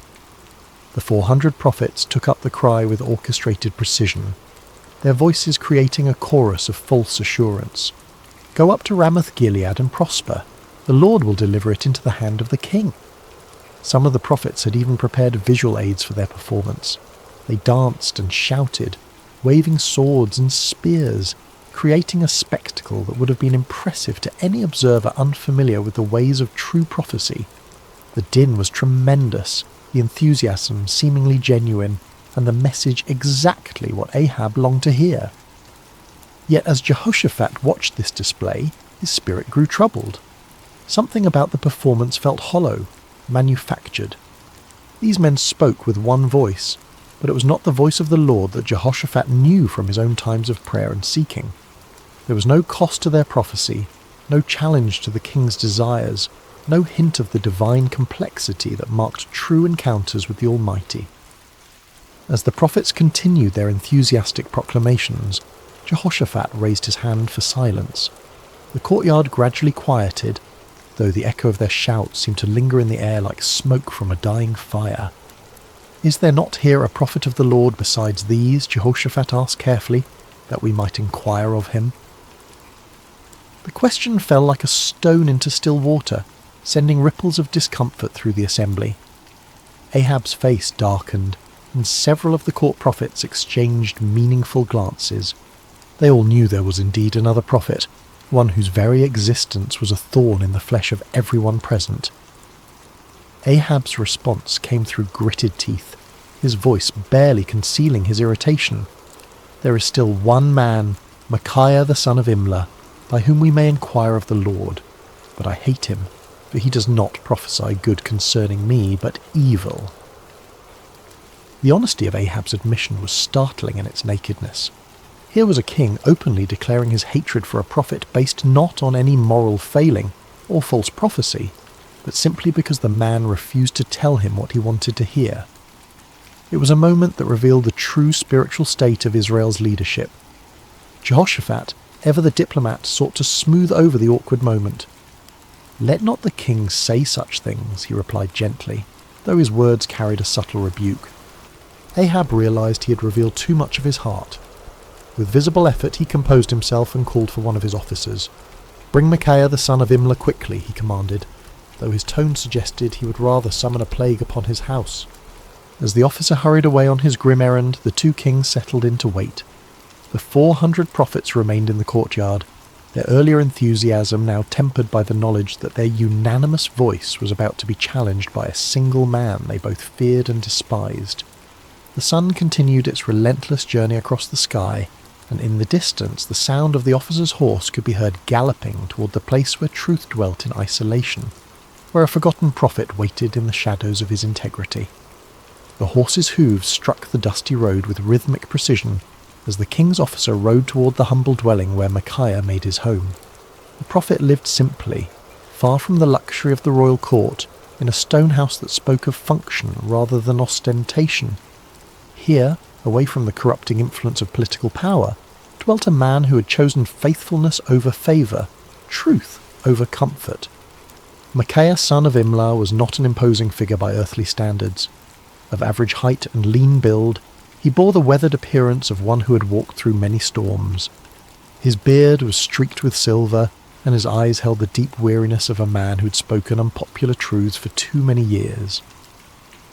Yet there was something unbreakable in his demeanour, a quality that suggested he had found his anchor in something far stronger than human approval.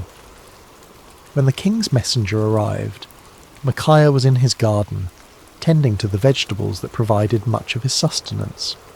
The prophet lived modestly, supported by the occasional gifts of those few souls who still valued truth above comfort. He had long ago learned to find contentment in simple things, the satisfaction of honest work, the peace of prayer, and the quiet joy of communion with the Almighty. "Micaiah," the officer called out as he dismounted, "the king commands your presence immediately." The prophet looked up from his work, unsurprised. He had sensed in recent days that the Lord was preparing him for something significant. His prayers had been marked by an unusual intensity, and his dreams had been filled with visions he did not yet fully understand. "Very well," Micaiah replied simply, setting aside his tools. "Let me wash and prepare myself." As Micaiah went about the task of making himself presentable for the royal court, the officer felt compelled to share information that might save the prophet from making a costly mistake. The man had witnessed what happened to those who crossed King Ahab, and despite his loyalty to the crown, he possessed enough humanity to feel concern for this solitary figure. "Listen to me, Micaiah," the officer said, his voice dropping to a confidential tone. "The words of the prophets declare good to the king with one mouth. Let your word be like the word of one of them, and speak favourably."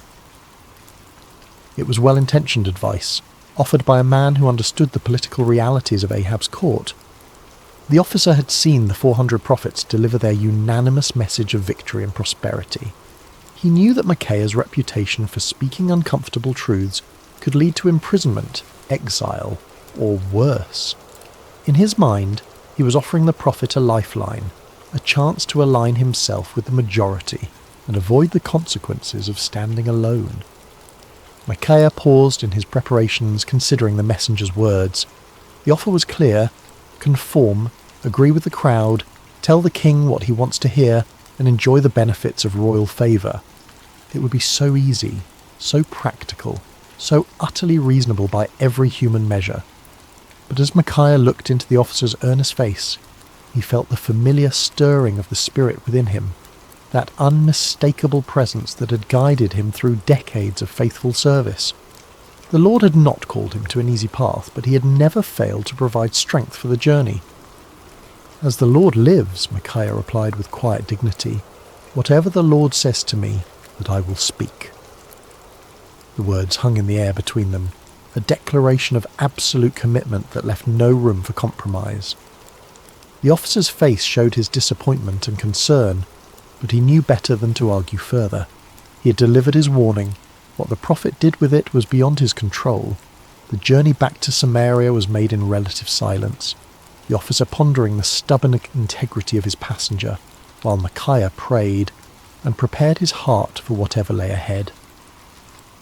As they approached the city, the prophet could see the banners of both Israel and Judah flying from the palace walls, confirming his suspicion that this summons involved more than a routine consultation. The palace courtyard was a scene of controlled chaos when they arrived. Servants scurried about preparing for what appeared to be an important gathering, while guards stood at attention in their finest armour. The 400 prophets were still present, clustered in small groups and speaking in hushed tones. Their earlier enthusiasm had given way to a more subdued attitude, though their confidence in their message remained unshaken. As Micaiah dismounted and followed the officer toward the throne room, he could feel the weight of many eyes upon him. Some looks were curious, others hostile, and a few held the barely concealed contempt of those who viewed his independence as a personal affront. He had grown accustomed to such reactions over the years, understanding that his very presence served as an uncomfortable reminder of the spiritual compromise that permeated the court. The great doors opened before them, revealing the opulent throne room where Kings Ahab and Jehoshaphat waited. The contrast between the two rulers was immediately apparent even to a casual observer. Ahab sat upon his throne with the restless energy of a man driven by ambition, his fingers drumming impatiently on the armrest. Jehoshaphat, seated in a chair of equal honour nearby, maintained the composed dignity of one accustomed to seeking divine guidance before making important decisions. "Ah, Micaiah," Ahab said as the prophet entered, his tone carrying forced joviality that fooled no one. "At last, our final consultant arrives." Micaiah approached the throne with measured steps, neither hurrying to show deference nor dawdling to display defiance. He had learned long ago that in the presence of earthly power, his allegiance belonged to a higher authority. When he reached the appropriate distance, he bowed respectfully but not obsequiously, acknowledging the king's position without compromising his own integrity. "You summoned me, your majesty," Micaiah said simply, his voice carrying clearly through the chamber. King Jehoshaphat studied the prophet with interest. He had heard reports of Micaiah's reputation for uncompromising honesty, and after witnessing the theatrical performance of the 400 prophets, he was eager to hear from someone who might offer a different perspective. Ahab leaned forward on his throne, his eyes fixed on the solitary figure before him. "Micaiah, shall we go to war against Ramoth-Gilead, or shall we refrain?" It was the same question that had been posed to the 400 prophets, the same inquiry that had produced such enthusiastic unanimity. Now it fell upon the shoulders of one man who stood alone, without allies or supporters, facing the combined expectation of two kings and their assembled courts. The moment stretched taut with anticipation. Everyone present understood that they were witnessing something significant, though few could have predicted the drama that was about to unfold. In the silence, Micaiah felt the familiar stirring of the spirit, but what came first was not the word of the Lord, but something altogether unexpected. What happened next would be remembered and debated for generations to come. Micaiah, the prophet known for his uncompromising honesty, looked directly at King Ahab and delivered exactly the message the king wanted to hear. "Go up and prosper," Micaiah declared, his voice carrying throughout the throne room, "for the Lord will deliver it into the hand of the king." A murmur of surprise rippled through the assembled court. The 400 prophets exchanged glances of confusion and perhaps a touch of irritation. Here was the man they had feared would contradict their unanimous verdict, and instead he was confirming their prophecy word for word. Some of them smiled with what they imagined was vindication, while others seemed puzzled by this unexpected development. But King Ahab was no fool.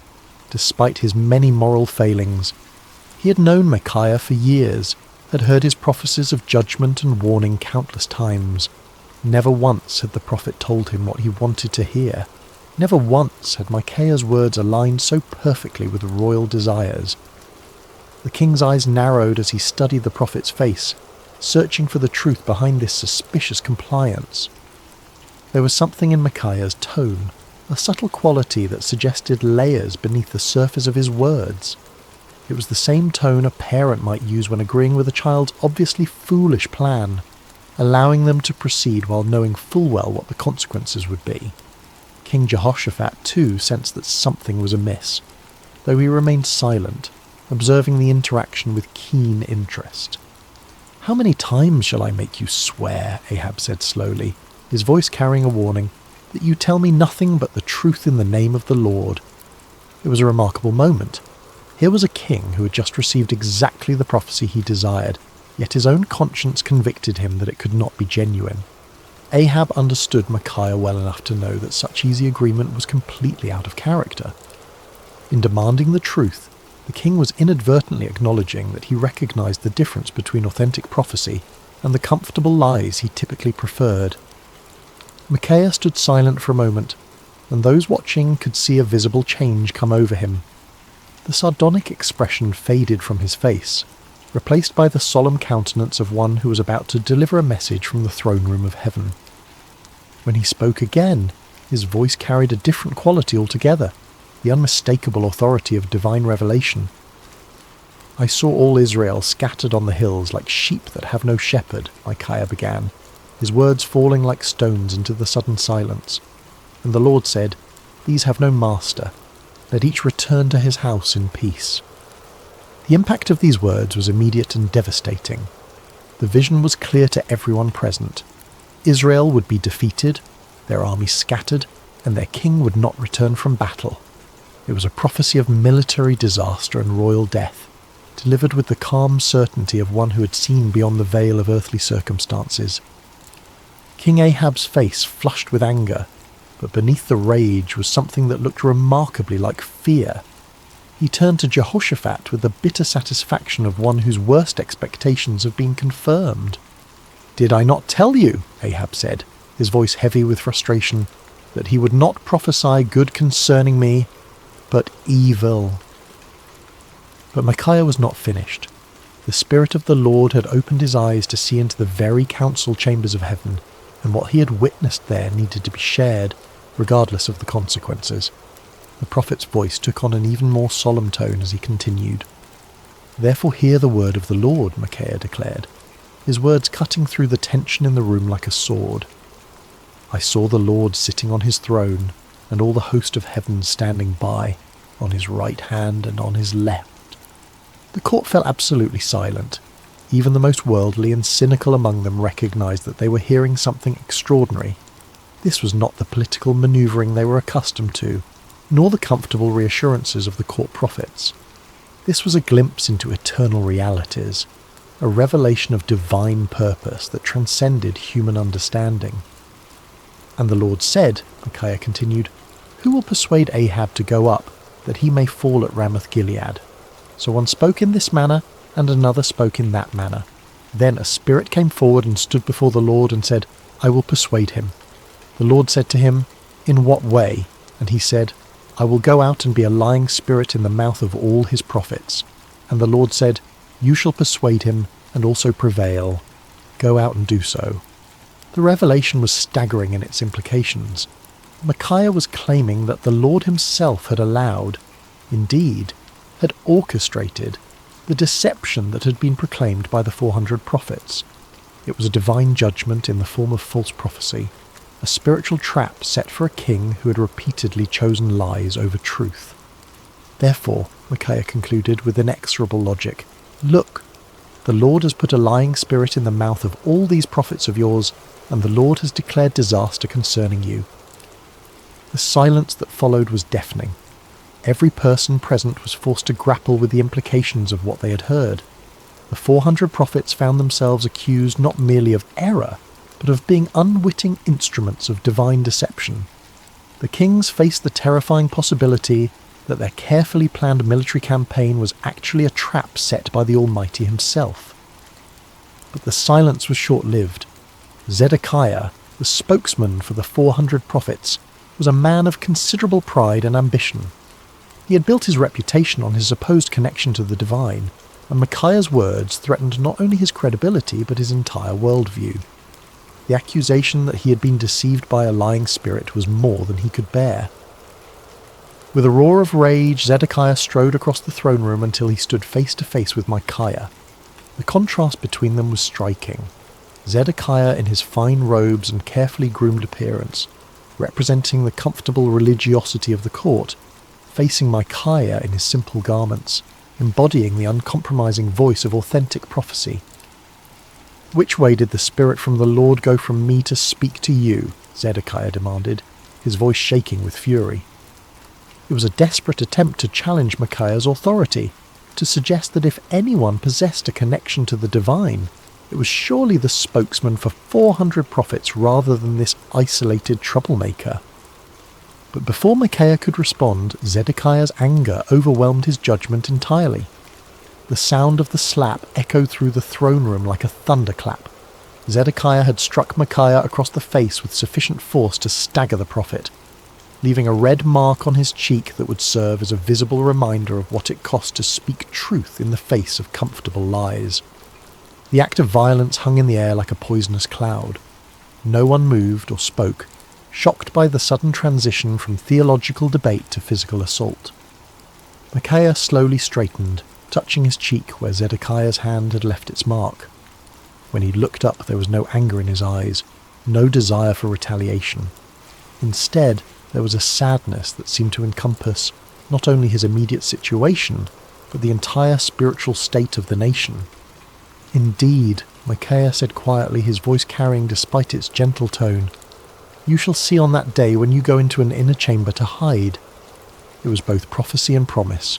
The day would come when Zedekiah's false confidence would crumble, when the reality of divine judgment would force him to seek shelter from the consequences of his deception. The words carried the weight of inevitable fulfillment, spoken not in anger, but with the sorrowful certainty of one who had seen the future and found it tragic. King Ahab had heard enough. The prophet's words had struck too close to uncomfortable truths, had challenged too directly the comfortable illusions upon which he had built his reign. The vision of divine deception, the prophecy of military disaster, the humiliating suggestion that his 400 prophets were unwitting instruments of judgment, all of it combined to create a rage that demanded immediate action. "Take Micaiah," the king commanded, his voice sharp with fury, "and return him to Ammon, the governor of the city, and to Joash the king's son, and say, 'Thus says the king, put this fellow in prison, and feed him with bread of affliction and water of affliction until I come in peace.'" The order was both punishment and insurance policy. By imprisoning Micaiah until his safe return from battle, Ahab was attempting to nullify the prophecy through royal decree. It was a desperate act of defiance against divine judgment, a futile attempt to bind the word of the Lord with chains and prison walls. But Micaiah was not finished. Even as the guards moved toward him, even as the shadow of imprisonment fell across his path, the prophet had one final word to speak. His voice rang out across the throne room with the clarity of absolute conviction. "If you ever return in peace, the Lord has not spoken by me." The words were a direct challenge to royal authority, a public declaration that put Micaiah's credibility as a prophet on the line. He was essentially saying that if Ahab returned safely from battle, then everyone present should conclude that Micaiah was a false prophet deserving of death. It was the ultimate expression of confidence in the word he had received from the Lord. But Micaiah was not content to let his challenge rest with the immediate audience. Looking around the throne room at the assembled courtiers, nobles and servants, he raised his voice even louder. "Mark it, all you people." It was a call to witness, an appeal to everyone present to remember this moment and test the validity of his prophecy against future events. The prophet was willing to stake everything, his reputation, his freedom, possibly his life, on the truth of what he had spoken. It was a level of certainty that transcended human confidence and entered the realm of divine assurance. As the guards seized Micaiah's arms and began to lead him away, the throne room erupted in a buzz of conversation. Some whispered among themselves about the prophet's boldness, others debated the implications of his vision, and still others tried to process the dramatic confrontation they had just witnessed. Through it all, the 400 prophets maintained their uncomfortable silence, uncertain how to respond to accusations that struck at the very heart of their prophetic claims. King Jehoshaphat watched the proceedings with deep concern. The righteous king of Judah had requested divine counsel, and what he had received was a prophecy that directly contradicted his military plans and predicted disaster for his ally. Yet something in Micaiah's bearing, some quality of authentic conviction, made it impossible to dismiss his words as the ravings of a madman or the spite of a disgruntled prophet. As Micaiah was led away, his footsteps echoing through the palace corridors, he felt no bitterness toward his captors or self-pity for his situation. He had spoken the word of the Lord faithfully, regardless of the consequences, and that obedience brought a peace that transcended his circumstances. The prison cell that awaited him might confine his body, but his spirit remained free, anchored in the unshakable certainty that he had been faithful to his calling. The cell where Micaiah was imprisoned was a far cry from the luxury of the royal court. Built of rough stone with a small barred window that provided minimal light, it was designed for punishment rather than comfort. The bread of affliction and water of affliction promised by the king proved to be exactly that. Meagre rations calculated to sustain life, while providing a constant reminder of a royal displeasure. Yet in that dark cell, Micaiah found something that had eluded him in the freedom of his simple home. Absolute clarity about his purpose and calling. Stripped of all earthly comforts and securities, he was forced to rely entirely upon his relationship with the Lord. In the long hours of solitude, he prayed not for deliverance but for continued faithfulness. Not for vindication, but for grace to endure whatever lay ahead. Meanwhile, preparations for war continued with increasing intensity. King Ahab threw himself into military planning with the fervour of a man trying to drown out unwelcome voices of conscience. He consulted with his generals, inspected his troops, and made elaborate arrangements for what he was determined would be a glorious victory. The prophecy of the 400 court prophets was repeated frequently, as if constant repetition could somehow make it more reliable. King Jehoshaphat, however, found himself deeply troubled by the day's events. The contrast between the theatrical unanimity of the 400 prophets and Micaiah's stark authenticity had left him with serious doubts about the wisdom of the planned campaign. Yet he had given his word to stand with Ahab, and the political implications of backing out now were significant. As the day of departure approached, Ahab made one final attempt to circumvent the prophecy that haunted his thoughts. If the word of the Lord through Micaiah was true, then King Ahab was destined to die in battle. But perhaps, the king reasoned, he could outwit divine judgment through human cleverness. "I will disguise myself and go into battle," Ahab announced to his commanders, "but you put on your robes." It was a cunning plan. By dressing as an ordinary soldier while Jehoshaphat wore royal garments, Ahab hoped to deceive the enemy about his identity and location. If the Syrians could not identify him as the king of Israel, perhaps he could survive the battle and prove Micaiah wrong. It was the kind of tactical thinking that had served Ahab well in political manoeuvring. But he was about to discover that divine judgment operates by different rules than human conflict.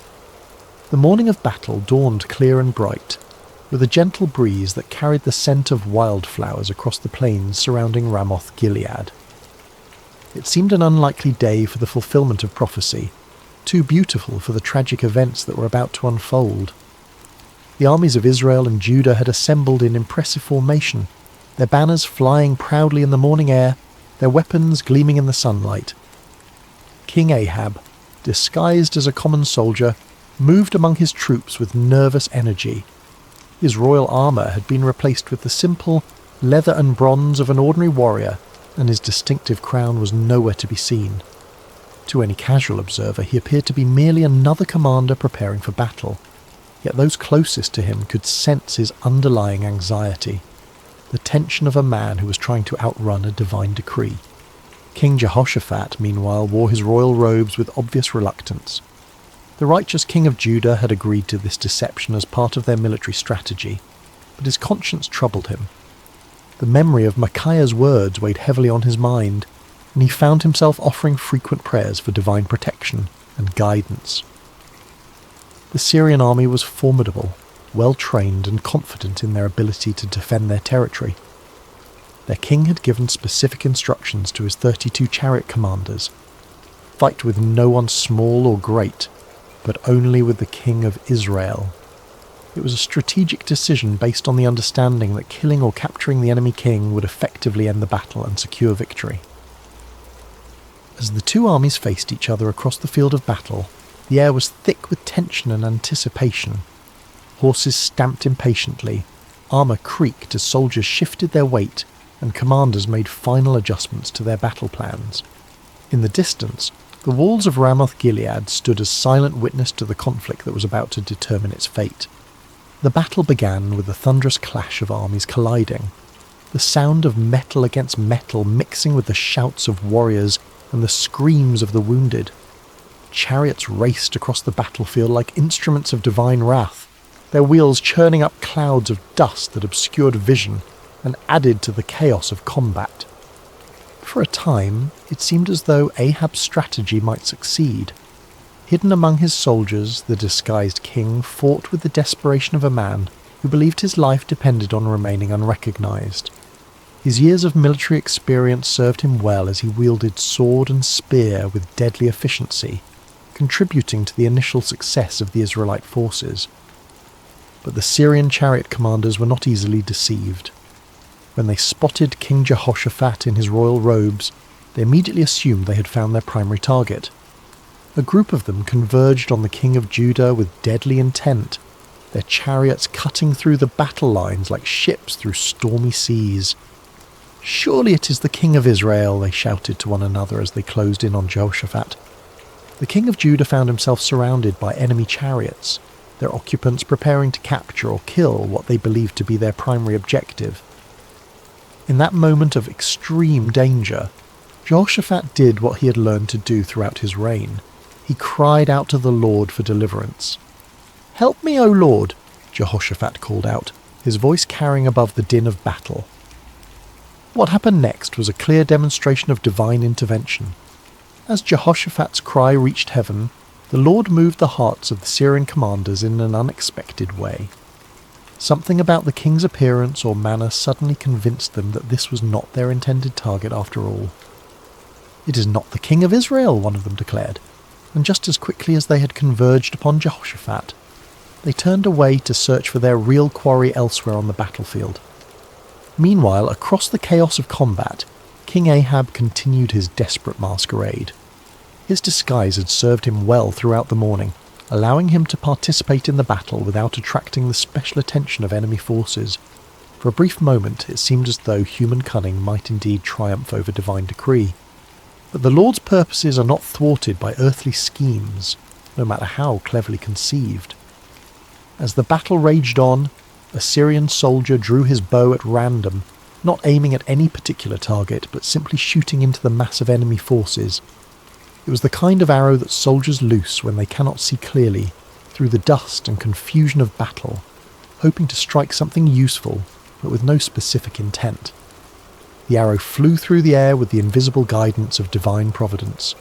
It passed over the heads of common soldiers, sailed between the wheels of racing chariots, and found its mark with the precision of perfect justice. The bronze point struck King Ahab between the joints of his armour, penetrating the one gap in his defences that his disguise could not protect.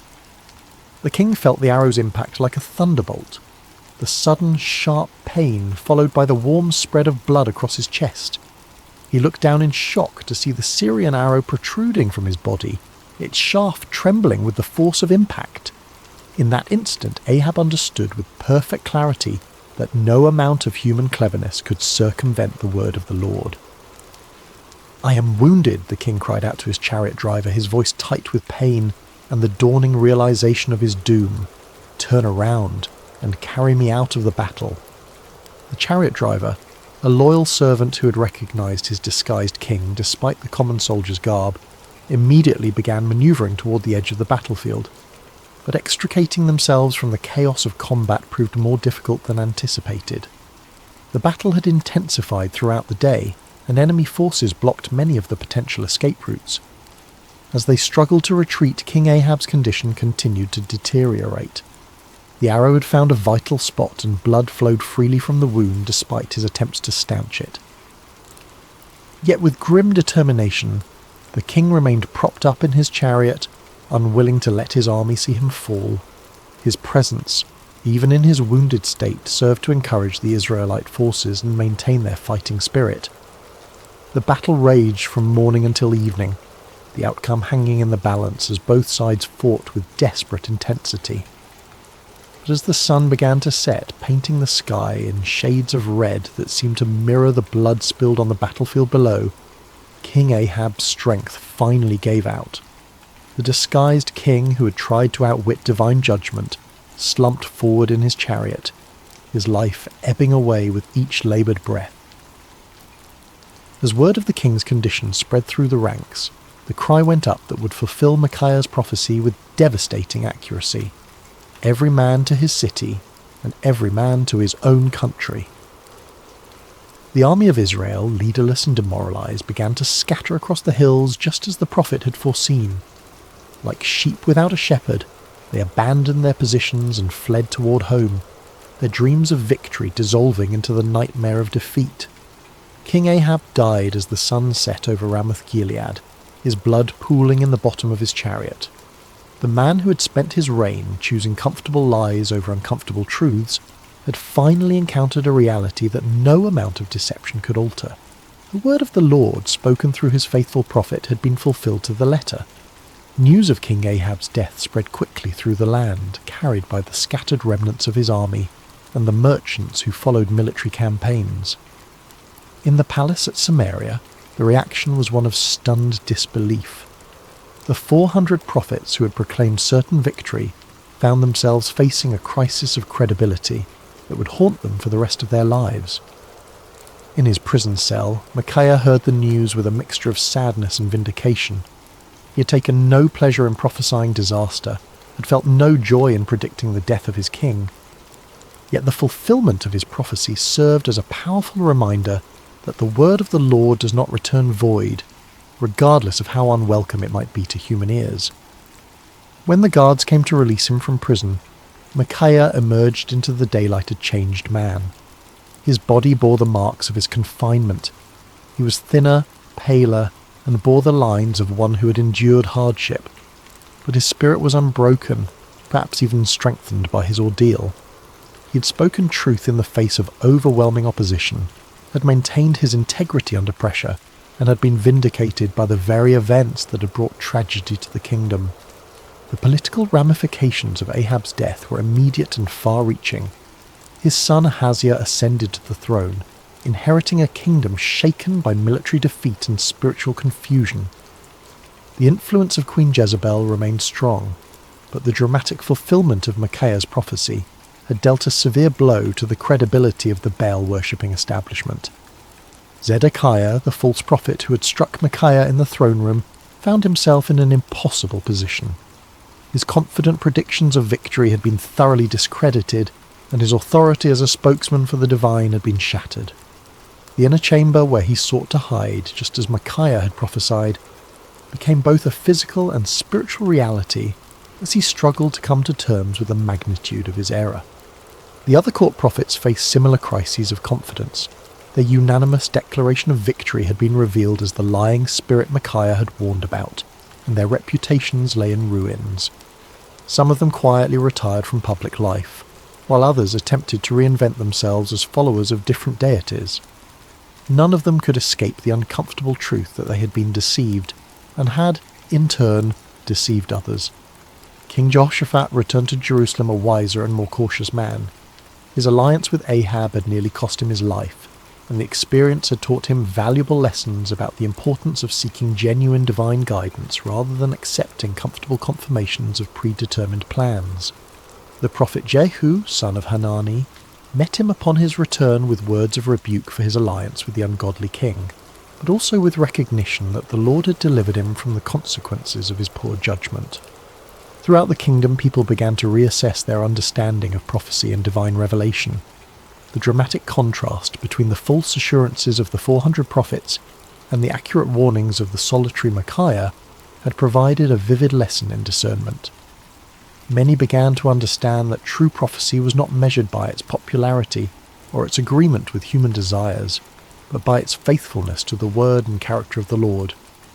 Years passed, and the story of Micaiah's stand against the 400 false prophets became one of the most remembered episodes in the history of Israel. Parents told it to their children as an example of courage and integrity, while religious teachers used it to illustrate the difference between true and false prophecy. The tale grew in significance with each telling, not because it was embellished, but because its lessons proved to be timeless and universal. The first and most obvious lesson was about the cost of speaking truth. Micaiah had paid a heavy price for his faithfulness: imprisonment, isolation, and the hostility of the powerful. Yet his willingness to endure these hardships had ultimately served a greater purpose, preserving the integrity of prophetic ministry and providing a clear example of what it meant to fear God rather than man. His story became a source of encouragement for future generations of prophets and faithful believers who found themselves standing alone against popular opinion. The second lesson concerned the danger of groupthink and manufactured consensus. The 400 prophets had created an impressive display of unanimity, but their agreement had been based on political expediency rather than divine revelation. Their story served as a warning about the seductive power of majority opinion and the importance of seeking truth, even when it contradicted popular sentiment.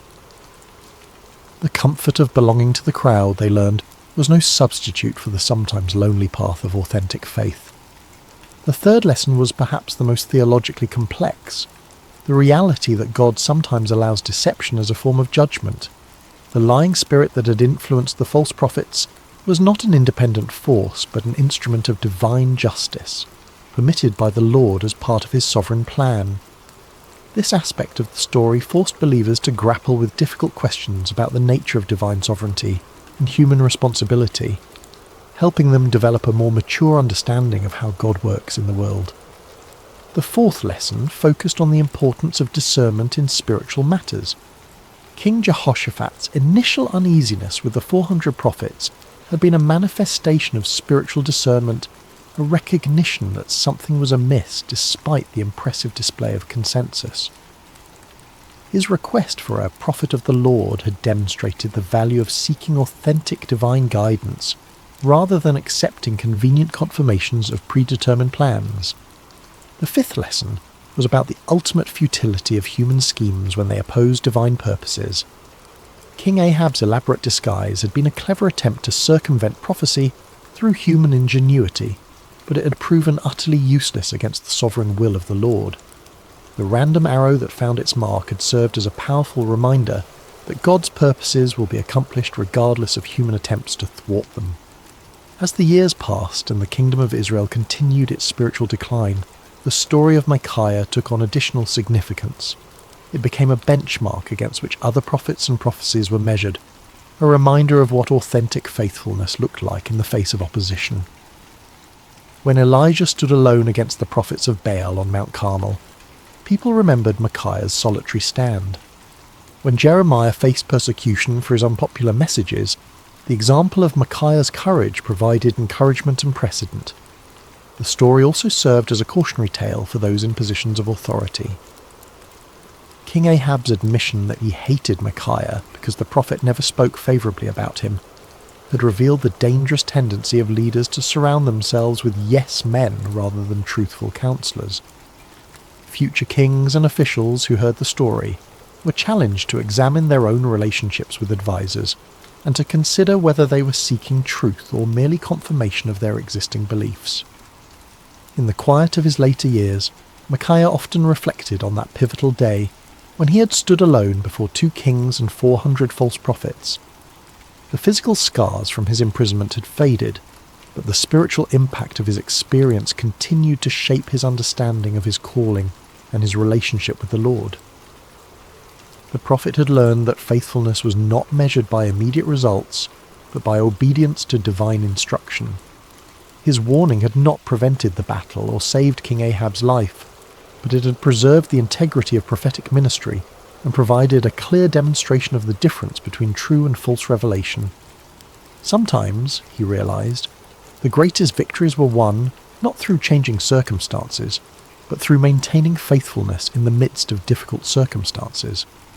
Micaiah had also discovered that standing alone was not the same as being alone.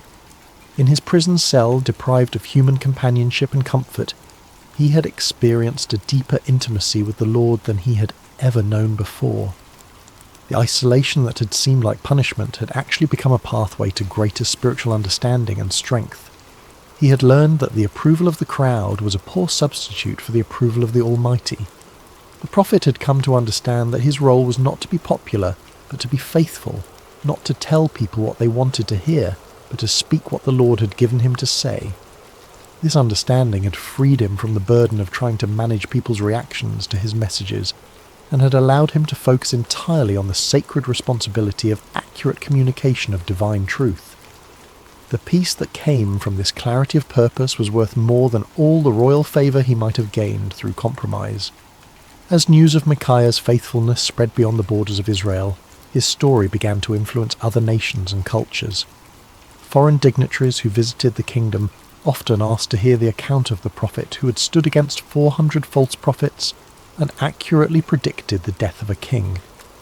The story became a testament to the power of truth and the importance of moral courage, inspiring people of various backgrounds to examine their own commitments to integrity and faithfulness. The story also had a profound impact on the understanding of prophecy itself. Future generations would use Micaiah's example as a standard for evaluating prophetic claims, recognizing that true prophecy was characterized by faithfulness to the Lord's character and purposes rather than by popular appeal or immediate gratification. The account helped establish criteria for distinguishing between authentic divine revelation and human manipulation disguised as spiritual authority.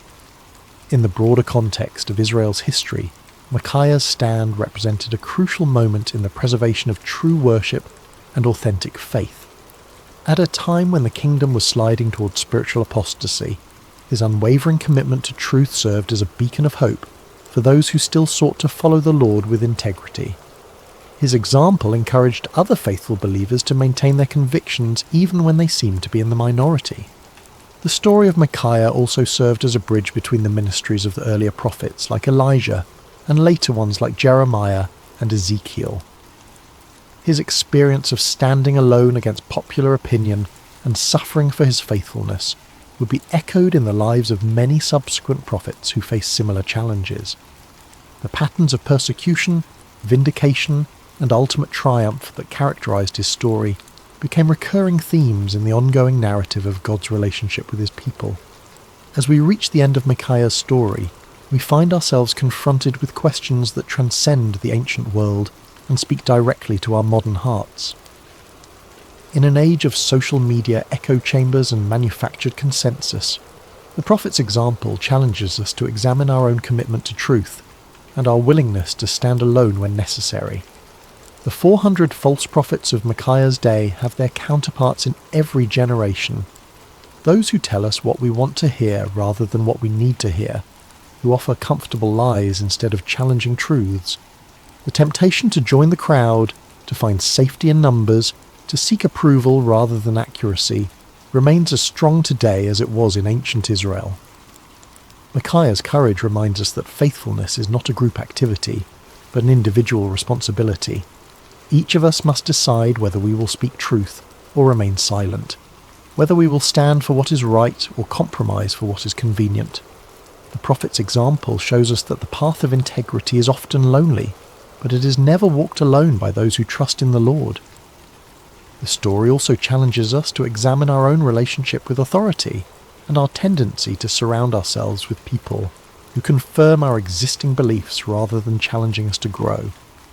Like King Ahab, we may find ourselves preferring the comfort of familiar lies to the discomfort of unfamiliar truths. Micaiah's example calls us to seek out voices that speak with authenticity, rather than those that merely echo our own opinions. Perhaps most importantly, the story of Micaiah reminds us that truth has a way of prevailing in the end, even when it seems overwhelmed by opposition. The prophet's vindication did not come immediately, and it came at great personal cost, but it came nonetheless. His example encourages us to trust in the ultimate triumph of truth, and to remain faithful even when the outcome is uncertain. In our own lives, we may face moments when we are called to be like Micaiah, to stand alone against popular opinion, to speak uncomfortable truths, to choose faithfulness over favour. When those moments come, may we remember the forgotten prophet who found his courage not in the approval of men, but in the approval of his God. The story of Micaiah teaches us that true strength is not found in numbers, but in conviction, that real courage is not the absence of fear, but the willingness to do what is right despite our fears, and that lasting victory comes not from avoiding conflict, but from maintaining integrity in the midst of it. As you close your eyes tonight and drift towards sleep, may you carry with you the quiet courage of Micaiah, the man who dared to stand alone because he knew he was not truly alone.